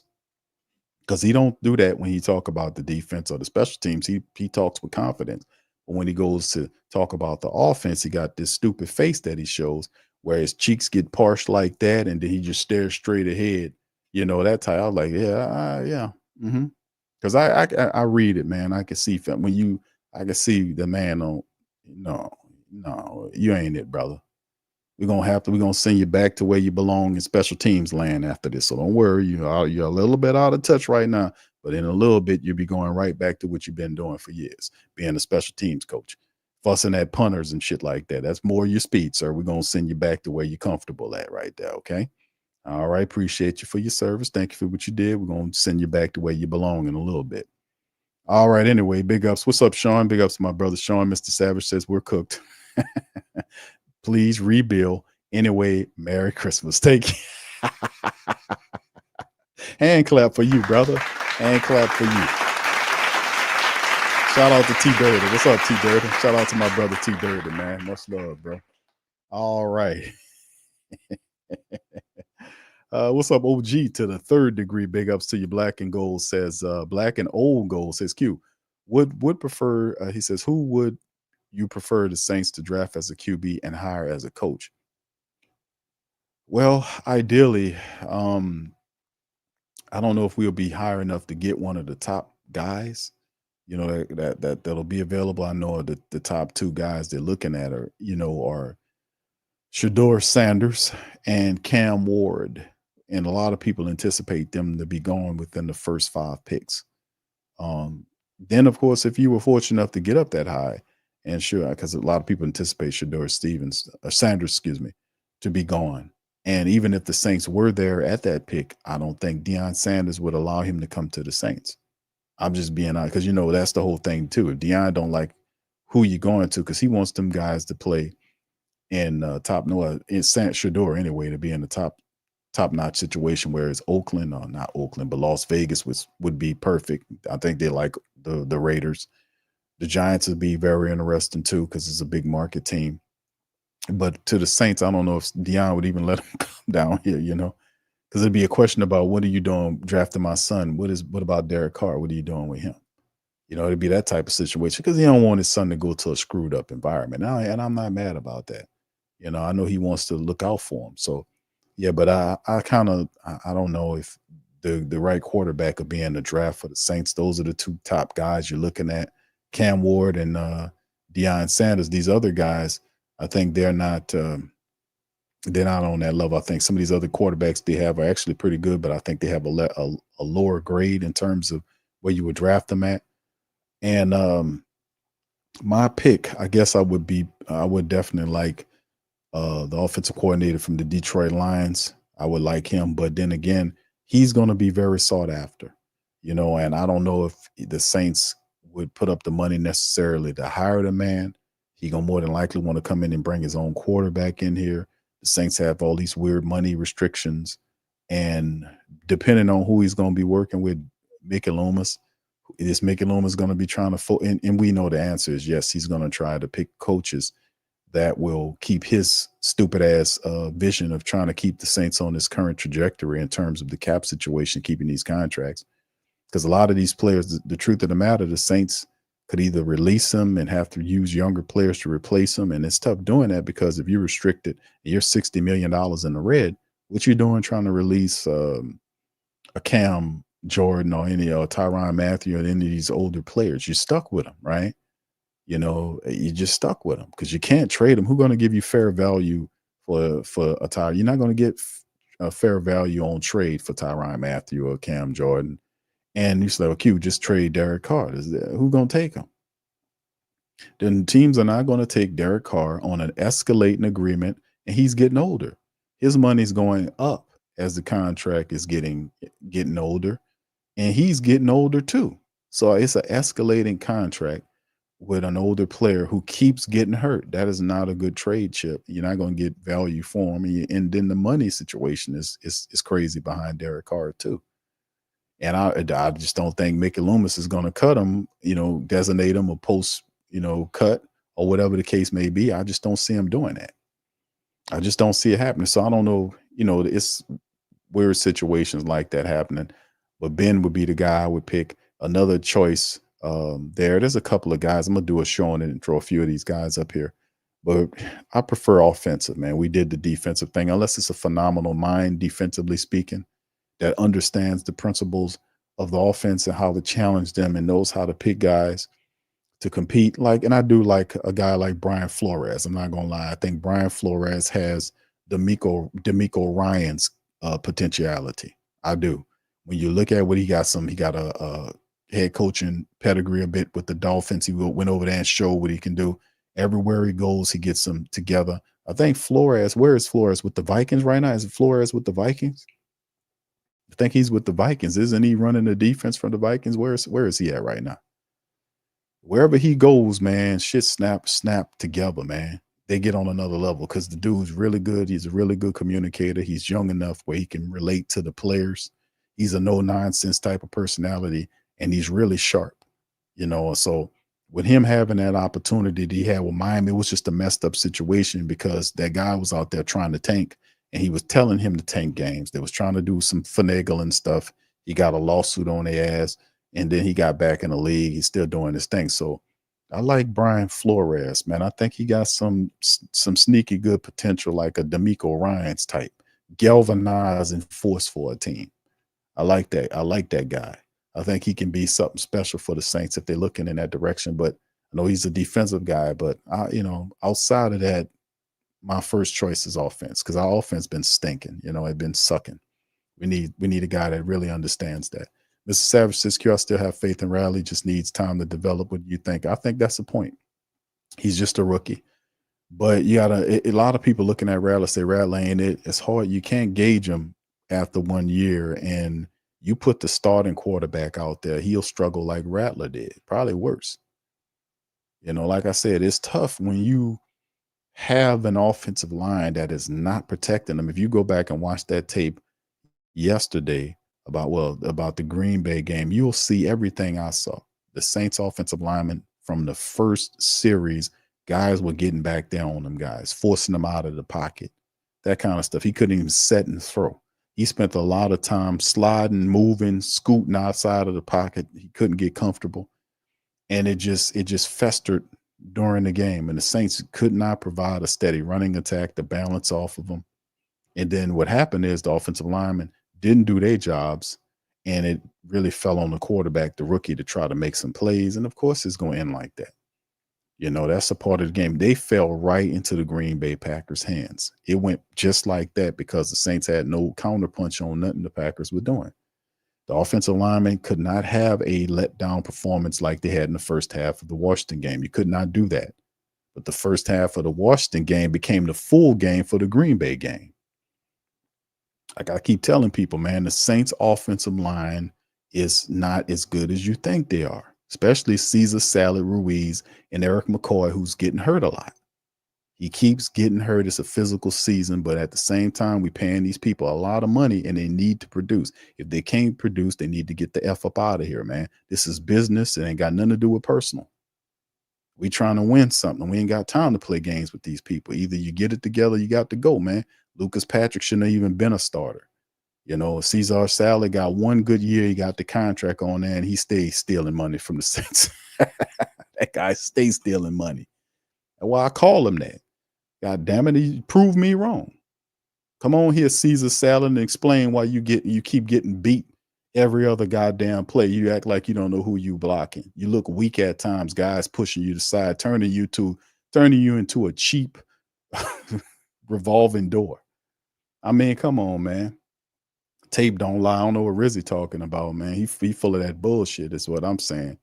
He talking about these guys. He proud of them. I ain't proud of nothing that offensive line doing. They didn't even deserve to take a check. They should have not accepted a check for that performance because that was stealing. What you seen yesterday and they got a direct deposit after the game, that's called stealing. They didn't do nothing to deserve that money. Them people didn't even get off the plane. I'm just come on now, keep it all the way funky with me on that. That's the truth. They did not deserve to get paid yesterday, but yet they got paid. That's stealing. That's stealing. You stealing time like a dog. That should be terminated right there. It's a terminatable offense. That's a you supposed to be you stealing time on the clock. Your ass is fired, Jack. Get your ass up out of here. All right. Anyway, Miss Savage says, why do you feel like Loomis is just, he says, our Jerry? No, he's not our Jerry, man. This guy's just an employee, man, that's placed out. They're over relying on him like he's some kind of, like he's some type of sage or something. Mickey Loomis is I told y'all this years ago that Mickey Loomis is a gopher. That's all he ever been. That's all. When Sean Payton had him here, he was a gopher. Sean told him, go get me this. He went and made the groceries. That's all he did. Sean Payton cooked all the meals. And when Sean Payton left and went somewhere else, all these guys was exposed. Pete Carmichael was exposed, and that's why Sean Payton never let him run the offenses. Remember we used to ask the question, why has Sean Payton been here for all these years? He never let Pete Carmichael be an offensive coordinator, even though he had the title. Well, now you know. Now, where's Carmichael? He over there with Sean Payton in Denver. These guys ain't shit on their own, is what I'm trying to tell y'all. And the proof is in the pudding. Let's keep it all the way funky. You know, they ain't shit without Sean Payton. That's all the way true talk. Mickey Loomis ain't shit without Sean Payton. And Pete Carmichael ain't shit without Sean Payton. Come on. Dennis Allen ain't shit without Sean Payton. None of them had. They had the same money. They had the same better players, better teams. Couldn't put it together. That man spent more time undermining this team than doing anything. And Mickey Loomis set up here and let it all happen. And then when they tried to fire him after losing 7 straight games, he arguing with her to not do it. What kind of idiot is this? You want that fool to be the guy to get you out of hell's door? Man, get out of here, man. Oh no, I don't have time to play around with these people, man. We know what the problem is. We don't got time for you to pretend like you don't know what it is. Since you don't know, we'll tell your ass what to do, and you go and look into it for yourself. It shouldn't be that hard of a find once we tell you. We're telling you the truth. Hey, man, it's stupid to have a general manager of a football team or a basketball team that don't know nothing about the sports on the court or on the field as their boss. Create a position for that guy to be in so he can handle the business. Make him the business manager or business president, operation, whatever the title you want to create for him, and put somebody there at that president position that know about football and basketball. That's what you do. Take the general manager position away from Mickey Loomis and give it to Kyle Hartley or another credible person that you interview with a good resume. This is simple shit. This simple. This ain't hard to figure out. I don't know what to do. No, we know exactly what to do because we know our team and we know what the problem is. We know who the problem is. Come on, man. None of this shit. I've been saying this for weeks. It ain't hard to fix this. It's time for y'all to get in line. If we got to rip money from y'all and grind you to a halt, then that's what we got to do because we ain't playing no more. We tired of it. We thought you was going to fix it, but you just showed that you're greedy and incompetent. So this is what we got to do to get you right. Yeah, and we just fulfilling what our ancestors did, the people from the past that did when they told the Saints, we ain't giving you no money until you fix it, and they got serious and fixed it, didn't they? That one drove them when they did that. That drove the Saints to getting the best personnel in there to win a championship, and it worked. We doing it again. We just running the cycle. It's time for that again. Black and Old Gold says, Q, what Jalen Milrose, Quentin Ewers, and Carson Beck? I do like those guys. I think Jalen Milroe, a lot of people got different grades on him because they kind of seeing him like I don't know, even say a Jalen Hurts type. You know, but Milroe's got big play potential, but they don't see him as a passer, right? Sketchy passer, almost similar to an Anthony Richardson, right? I'm telling you, when it happened, they're going to start showing you the comparisons and the comps, because that was the same thing that I'm hearing about Jalen Milrose when I'm hearing about Richardson. And the verdict is still out on him, by the way, right? Still out on him. But Ewers from from Texas, he might be something there.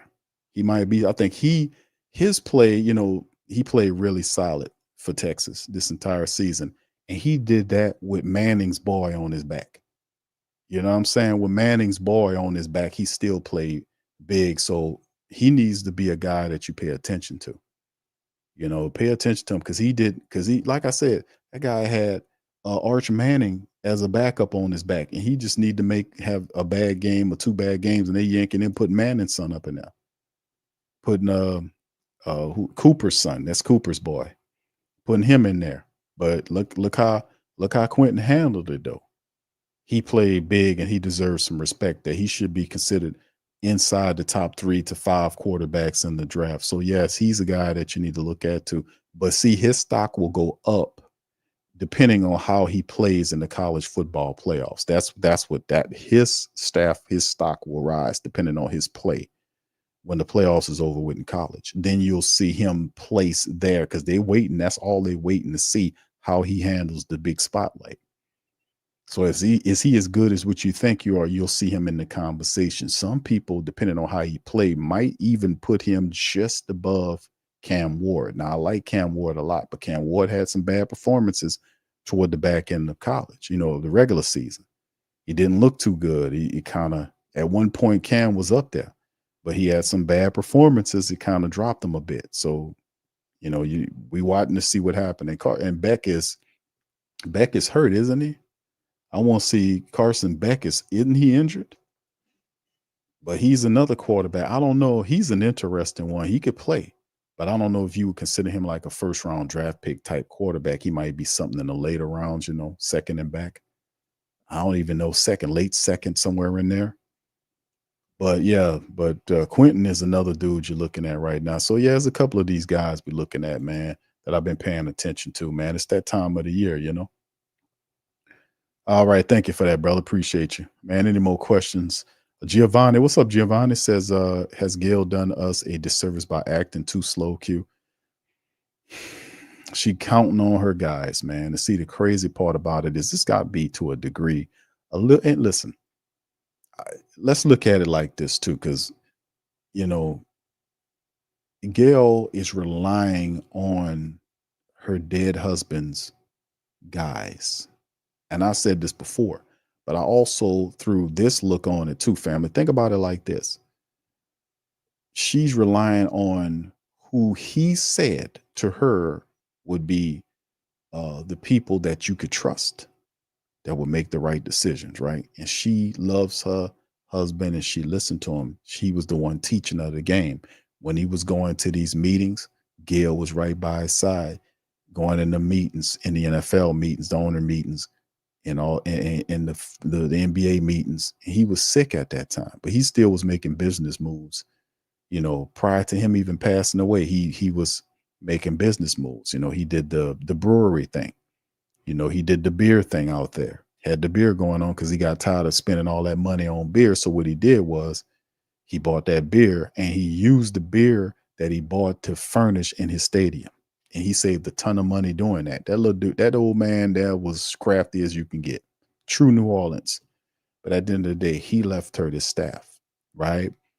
The caveat that I was explaining to the family members was when that man transitioned and closed his eyes and left the team in her hands, and this is a big responsibility for Gail, who was an interior decorator prior to this, to be, you can enjoy the money and spend it, but when it comes down to you being a competent owner, that's a large task for somebody that ain't even the world they come from, right?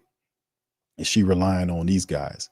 But when that guy died, them guys that you got running the team became separate. They became different people. These not the same tempered people that were there when Tom Benson was running the team. You think Mickey Loomis would be allowed to talk to the Who Dat Nation and the reporters like that if Tom Benson was alive? He know it, and I know it. He'll be checked on that shit. He'll be checked on it like I'm checking him on it. You think he'd get away with all that snobbish bullshit that he was saying over the years? He would not be able to get away with that. When Sean Payton was the head coach of the team, Sean Payton didn't have the big head either. He had the big head when Tom died, but when Tom Benson was here, he was quiet as a church mouse when Tom Benson was calling on him. And I use the terminology not to be disrespectful, but they were like trained seals in the building when Tom Benson was in there, man. Come on. Tom Benson was every bit of an alpha dog. Them dudes was like trained seals in there with the big red ball. You throw it at them, they go, balance the ball on their nose and shit. Here, take this. Balance, throwing them fishes and shit. Man, come on, man. These people wasn't the same. They ain't have the same temperament when Tom Benson was alive. But when he left and closed his eye, all that shit changed, man. These people became arrogant and cocky. And we got it made now. We got it made now. Somebody that come along to know what they're doing, that changes everything. And there is no, if you a real general manager, you would make yourself present. Only a sneaky, snaky, underhanded dog don't want to be asked questions to. If you have the plan and it's a truthful plan, then it can withstand my question. It can withstand the media's questioning. But he won't run around here and do what he does and don't want nobody to ask. You don't think we know that? We see what you're doing there. You stop letting Bobby Hebert ask you the questions. And now you're getting this softball, brown-nosing ass Mike Hoss asking you these questions. He don't even ask questions. You know, most of the times it'd be soft-ass tissue paper questions that he answers. Or he just prattles on some dumbass statement and Mickey Loomis jumps on the back of the statement. You know, it's shameful is what it is. And it just shows and underscores how ridiculous, thin-skinned, and unaccountable this clown is. And this guy doesn't have what we need to have to turn this around. Matter of fact, he's directly responsible for it. Tom Benson would never have tolerated none of this foolishness these clowns putting up there. But I say all that to say that she got it slow because she was trusting them dudes, because she trusted what her dead husband told her who these people were. Now she's coming to a realization to know these guys ain't who she thought they were. Think about that. Because people think, why don't she get it, Q? Why don't she get it? She did eventually, but it took fractures and pressure. Remember what they say about pressure? Pressure busts pipes. And we had a lot of pressure on him this year. Guess what? It didn't hold up. She forced him, went over Loomis and told him, listen, you're going to fire that guy. Why? Because Gail went and talked to the players and she heard from you. That's one thing you're going to get. And the thing that's great about Gail is she's a socialite. Let me tell you something about Gail Benson. Gail Benson is out there. She's a socialite. She goes to all these charities. She got a lot of money. She do a lot of good for the community. She was not out there right now prior to Christmas giving out presents and all that. She was up at the schools giving out money and gift cards and all that. She got a lot of money, but she is very charitable. She's a socialite. She's out there mingling and doing positive stuff. She's out there. You can see Gail hugging on people and shaking hands and all that. She loves that. That's what she does. And that makes her accessible to you. See, they can't hide her somewhere in the ivory tower with that dumbass Mickey Loomis is doing, where he go in there and shut the door and he don't talk to his players, but he's supposed to be some type of general manager. He don't even talk to the players. He was listening exclusively to Dennis Allen. He didn't even talk to players. He could have did what she did. What stopped him from doing what she did? Go talk to the players. She went and talked to the supporters and to the players. She heard from you and fired that dude over Mickey Loomis saying, no, don't do it, Gail. Don't do it, baby. Hold on. Don't do it. Fired his ass. Get on out of here. That's a big fracture there, man. Listen to me. That ain't a small thing. So she had to have an awareness is what I'm saying, Giovanni. She had to have an awareness because it took a while because she was trusting him. She had her awareness. She know better now. Now that she knows better now, let's see what she do. Now you got what we got. Now you hearing it, and the fact that she heard us because the reports told you that's why they got rid of him. The reports came out and I credited the media. I said I gave them much love and respect for that because they could have spent it like it was something else, but they told the truth. It's like the support base, the reason why she put them in the street. She heard you. She heard you. She also heard you say we ain't spending no money. And she's like, oh, time to go because none of them that important. You can't stand before the Who Dat Nation, man. It's all about the money for them. But if you're going to get the bread, you got to win. That is a standard that you have to set. Anything else less than that is irresponsible and you deserve whatever you get. It's the same thing happened in the country today. You can't let people operate with immunity and You can't let them operate without any accountability, man. Like I said, you have a banana republic. You can't let intelligence agencies break the rules without punishing them. You can't let that happen. That's been happening for years. You know, you have anarchy. You can't let that happen. People, if there's laws and rules out there, everybody's supposed to be on them. I don't care how rich you are. You cannot skirt them. And that is not up to them. That's up to you. You have to be smarter to the process is what I'm saying. And by your intelligence, you make them accountable. And that's what I've been hitting on for years. That's all I'm saying. Thank you, bro. Appreciate it. Tuck says, gotta go. Thanks for Merry Christmas to you. Appreciate you, fam. I'm about to duck out in a little bit too. All right. Arvin says, I never said the fate had anything to do with her business decision. She didn't fire DA outright. She listened to the players since she couldn't tell what was going on with the field. It was also the supporters. It's not just that, fam. Remember, Arvin, there were calls, there were emails, and listen, word got to her. She heard from you and she heard from the players, and she said, why Mickey couldn't do that? Why what's up with Loomis? No, better yet, where was Lauschad? Why didn't he go over there and do that? Why didn't Lauscha say, you know what, we got to fire this guy before our team season is over with? Oh, my bad. He doesn't know anything about, quote, the football stuff, end quote, and you need the football stuff to win. It's a joke. I just played that. I wanted y'all to hear that, man, just to so y'all can see us. That's why I showed it to y'all. All right. Who else we got? We got a few more things here. Cartel says, Q, the rumor possible demoting Mickey Loomis from the general manager position is the rumors that I'm hearing is supposed to be changed at the administrative level, right? Now, the only change you could possibly think about that would mean anything would be pertaining to Mickey Loomis in that general manager position. We'll see. Now, officially, they'll tell you what they told you a while ago, which is the Saints are prior to them firing Dennis Allen. What was the rules? I brought up all the articles. Remember what they were saying? Oh, that's not going to happen. The Saints haven't fired a head coach in the middle of the season since the 80s or whatever the hell they was saying. And I told y'all when I had that article, I said, fam, don't believe it. This ain't the same. We ain't tolerating this. A different energy. That's what I told y'all. And what happened? They fired that guy.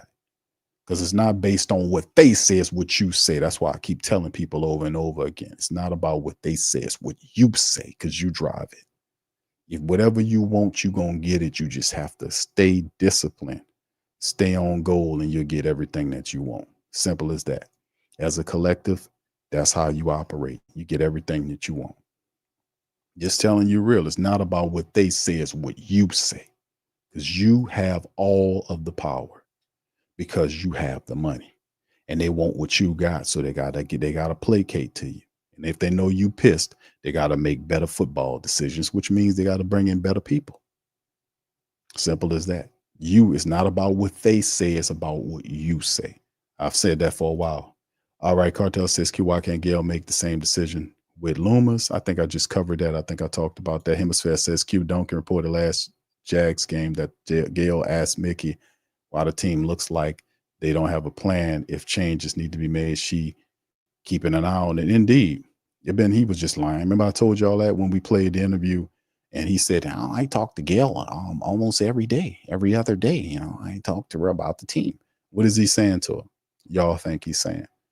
I could tell you number one thing he's saying to us, the reason why the team is failing, because we're hurt. We're a banged up team. That's the problem. And then you get your offensive line back, 5 starters back for the offense. You still can't run the ball. Why? Because it's not about injuries, man. It's about mentality. It's about intelligence. That's what it's about. We're not the only team dealing with no injuries. They got people banged up, still winning games. You got to execute. You got to play with the right mentality. This is nothing new. We've seen this happen over and over again. We're not going to let them run the excuse game. That's how they keep generating money and keep putting up bullshit. All right. So anyway, it says Cartels. Thank you, Cartel. Shout out to you as well.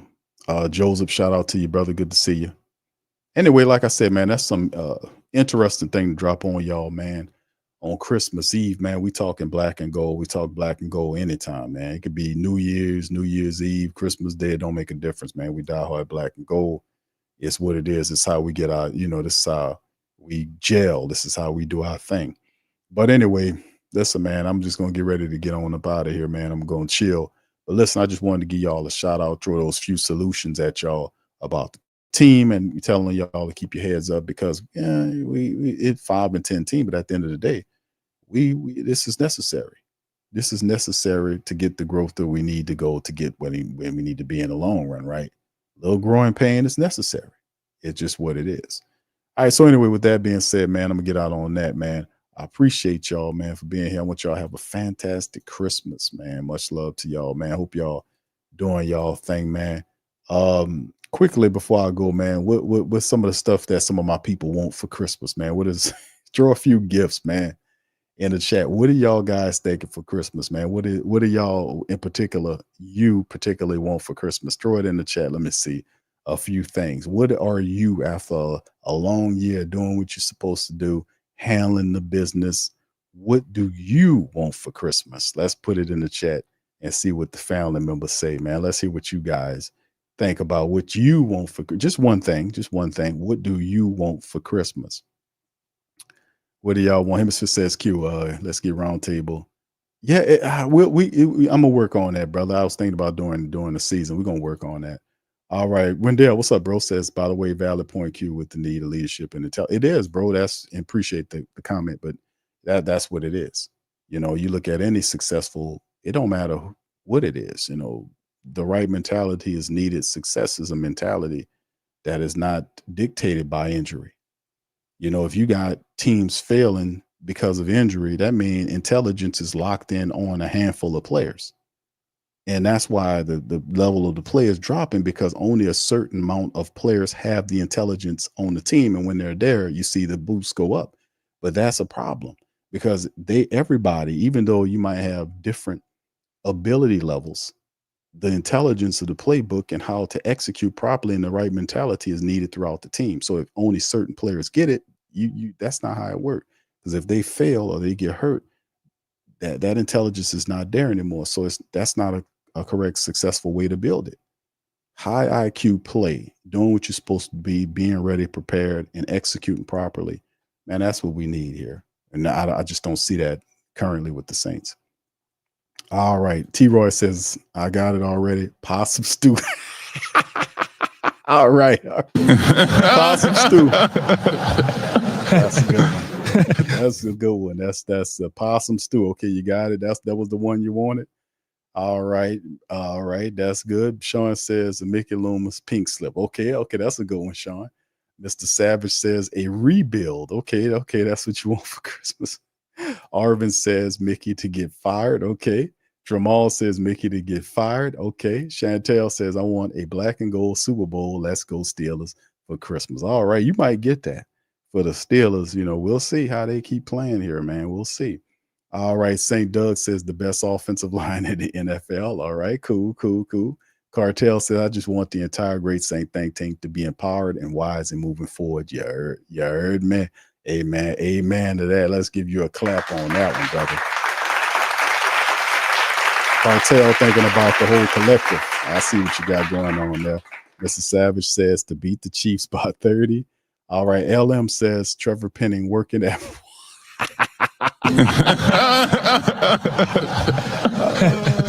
all right. Anthony says time to fire Mickey Loomis. Okay. Mr. Savage says actually go undefeated and win another Super Bowl. Amen to that. Brother John says, Q, I want the new Ninja Footy Grill. Okay. And to win the Sports Coma Fantasy. I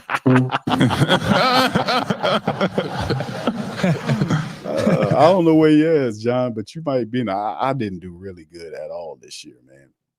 Hell, I was supposed to show it up. The thing I have not done really. I don't even know. I think I started off. I lost I think 5 or 6 games in a row. It was a tough year for me. I think I finished 500. I think I fought my way back to 500 status. Wasn't a good year for me on the fantasy league. But John, I don't know where you are. You might very well get it, brother. You might win it. All right. Chantel says best Christmas we can want. He says best Christmas we can want, we can't have, which is Mike Tomlin as the head coach. Indeed, Mike Tomlin is not going anywhere. the Steelers would be absolute morons like Mickey Loomis to allow him to leave. And I don't think they're going to do that. They're pretty smart. All right. So anyway, with that being said, I appreciate y'all, man. Y'all have a great Christmas day, and I shall return on Thursday, man, and talk to you more about our beloved Saints, man, and see what they got going on. We got one more matchup or two more matchups left. The Raiders are coming up on Sunday on the short week. We also have the Tampa Bay Buccaneers matchup in week number 18. Saints got 2 more games left to play before we hit the offseason, and then we're going to get some answers, right? All right, so anyway, with that being said, I'm going to holler at y'all on the next one, man. Much love. Who that to you? Merry Christmas, man, and happy holidays to my family. Much love. Peace. Yeah. Boogie like Benson, I'm a who that. I'm a who that. Long as I'm living, I'm a who that. Lose or winning, I'm a who that. Sports Coma, yeah, this is where we do that. Where we do that, where we do that, where we do that, where we do that, where we do that. Boogie like Benson, I'm a who that. I'm a who that. Sports Coma, this is where we do that. Where we do that. Welcome, welcome, welcome. Somebody please better help. Running this thing like Elf. I thank God every day I'm not a felt. Go to YouTube Live with Big Q and the guys. If you ain't ride or die, the bandwagon get flipped. Been marching in, that was way for the ring. I was yelling out your chain for the championship. Fucking on town, duck down. Falcons, pluck, get shut down. Panthers ain't much touchdown. The vision really belong to us now. So much hate on the Saints, you could probably tell. Ever since Bounty Gate hit the NFL, when things seem fishy and you probably smell the crooked referees or Roger Goodell. Fucking like this and I'm a who that. Every day I'm living, I'm a who that. Lose or winning, I'm a who that. It's the Sports Coma, this is where we do that. Where we do that, where we do that, where we do that, where we do that, where we do that. Boogie like this and I'm a who that. It's the Sports Coma, this is where we do that. You're listening to the Sports Coma with Big Q and the guys on the PRO Media Network.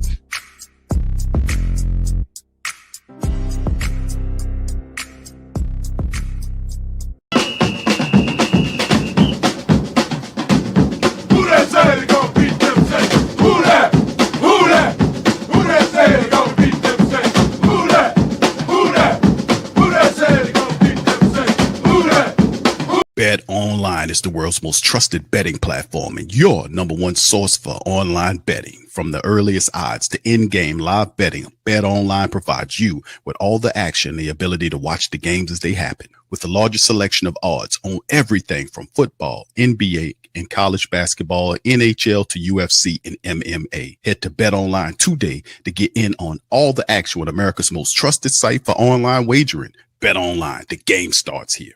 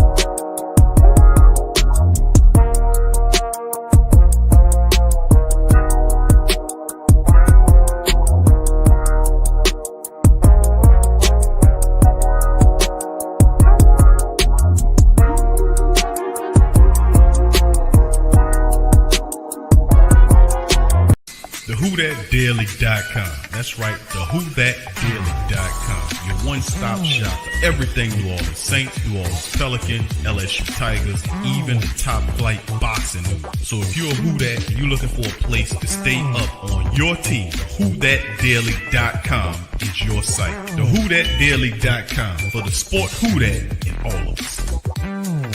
That's right. right? The Pro Shop is the platform store where you can go and buy all the latest merch to support the platform. Available at the Pro Shops, we have dozens of hundreds of products available for you and your family. Unisex tees for men and women, hoodies and sweatshirts, tank tops, kids and baby items, long sleeve tees, mugs, pillows, wall art, bath bedding, face masks, phone cases, stickers, bags, fanny packs, socks, hats, and many other items. Please feel free to check out the Pro Shops. The link is in the description section below. And remember, it helps the platform continue to grow. Check out the Pro Shop and who that is.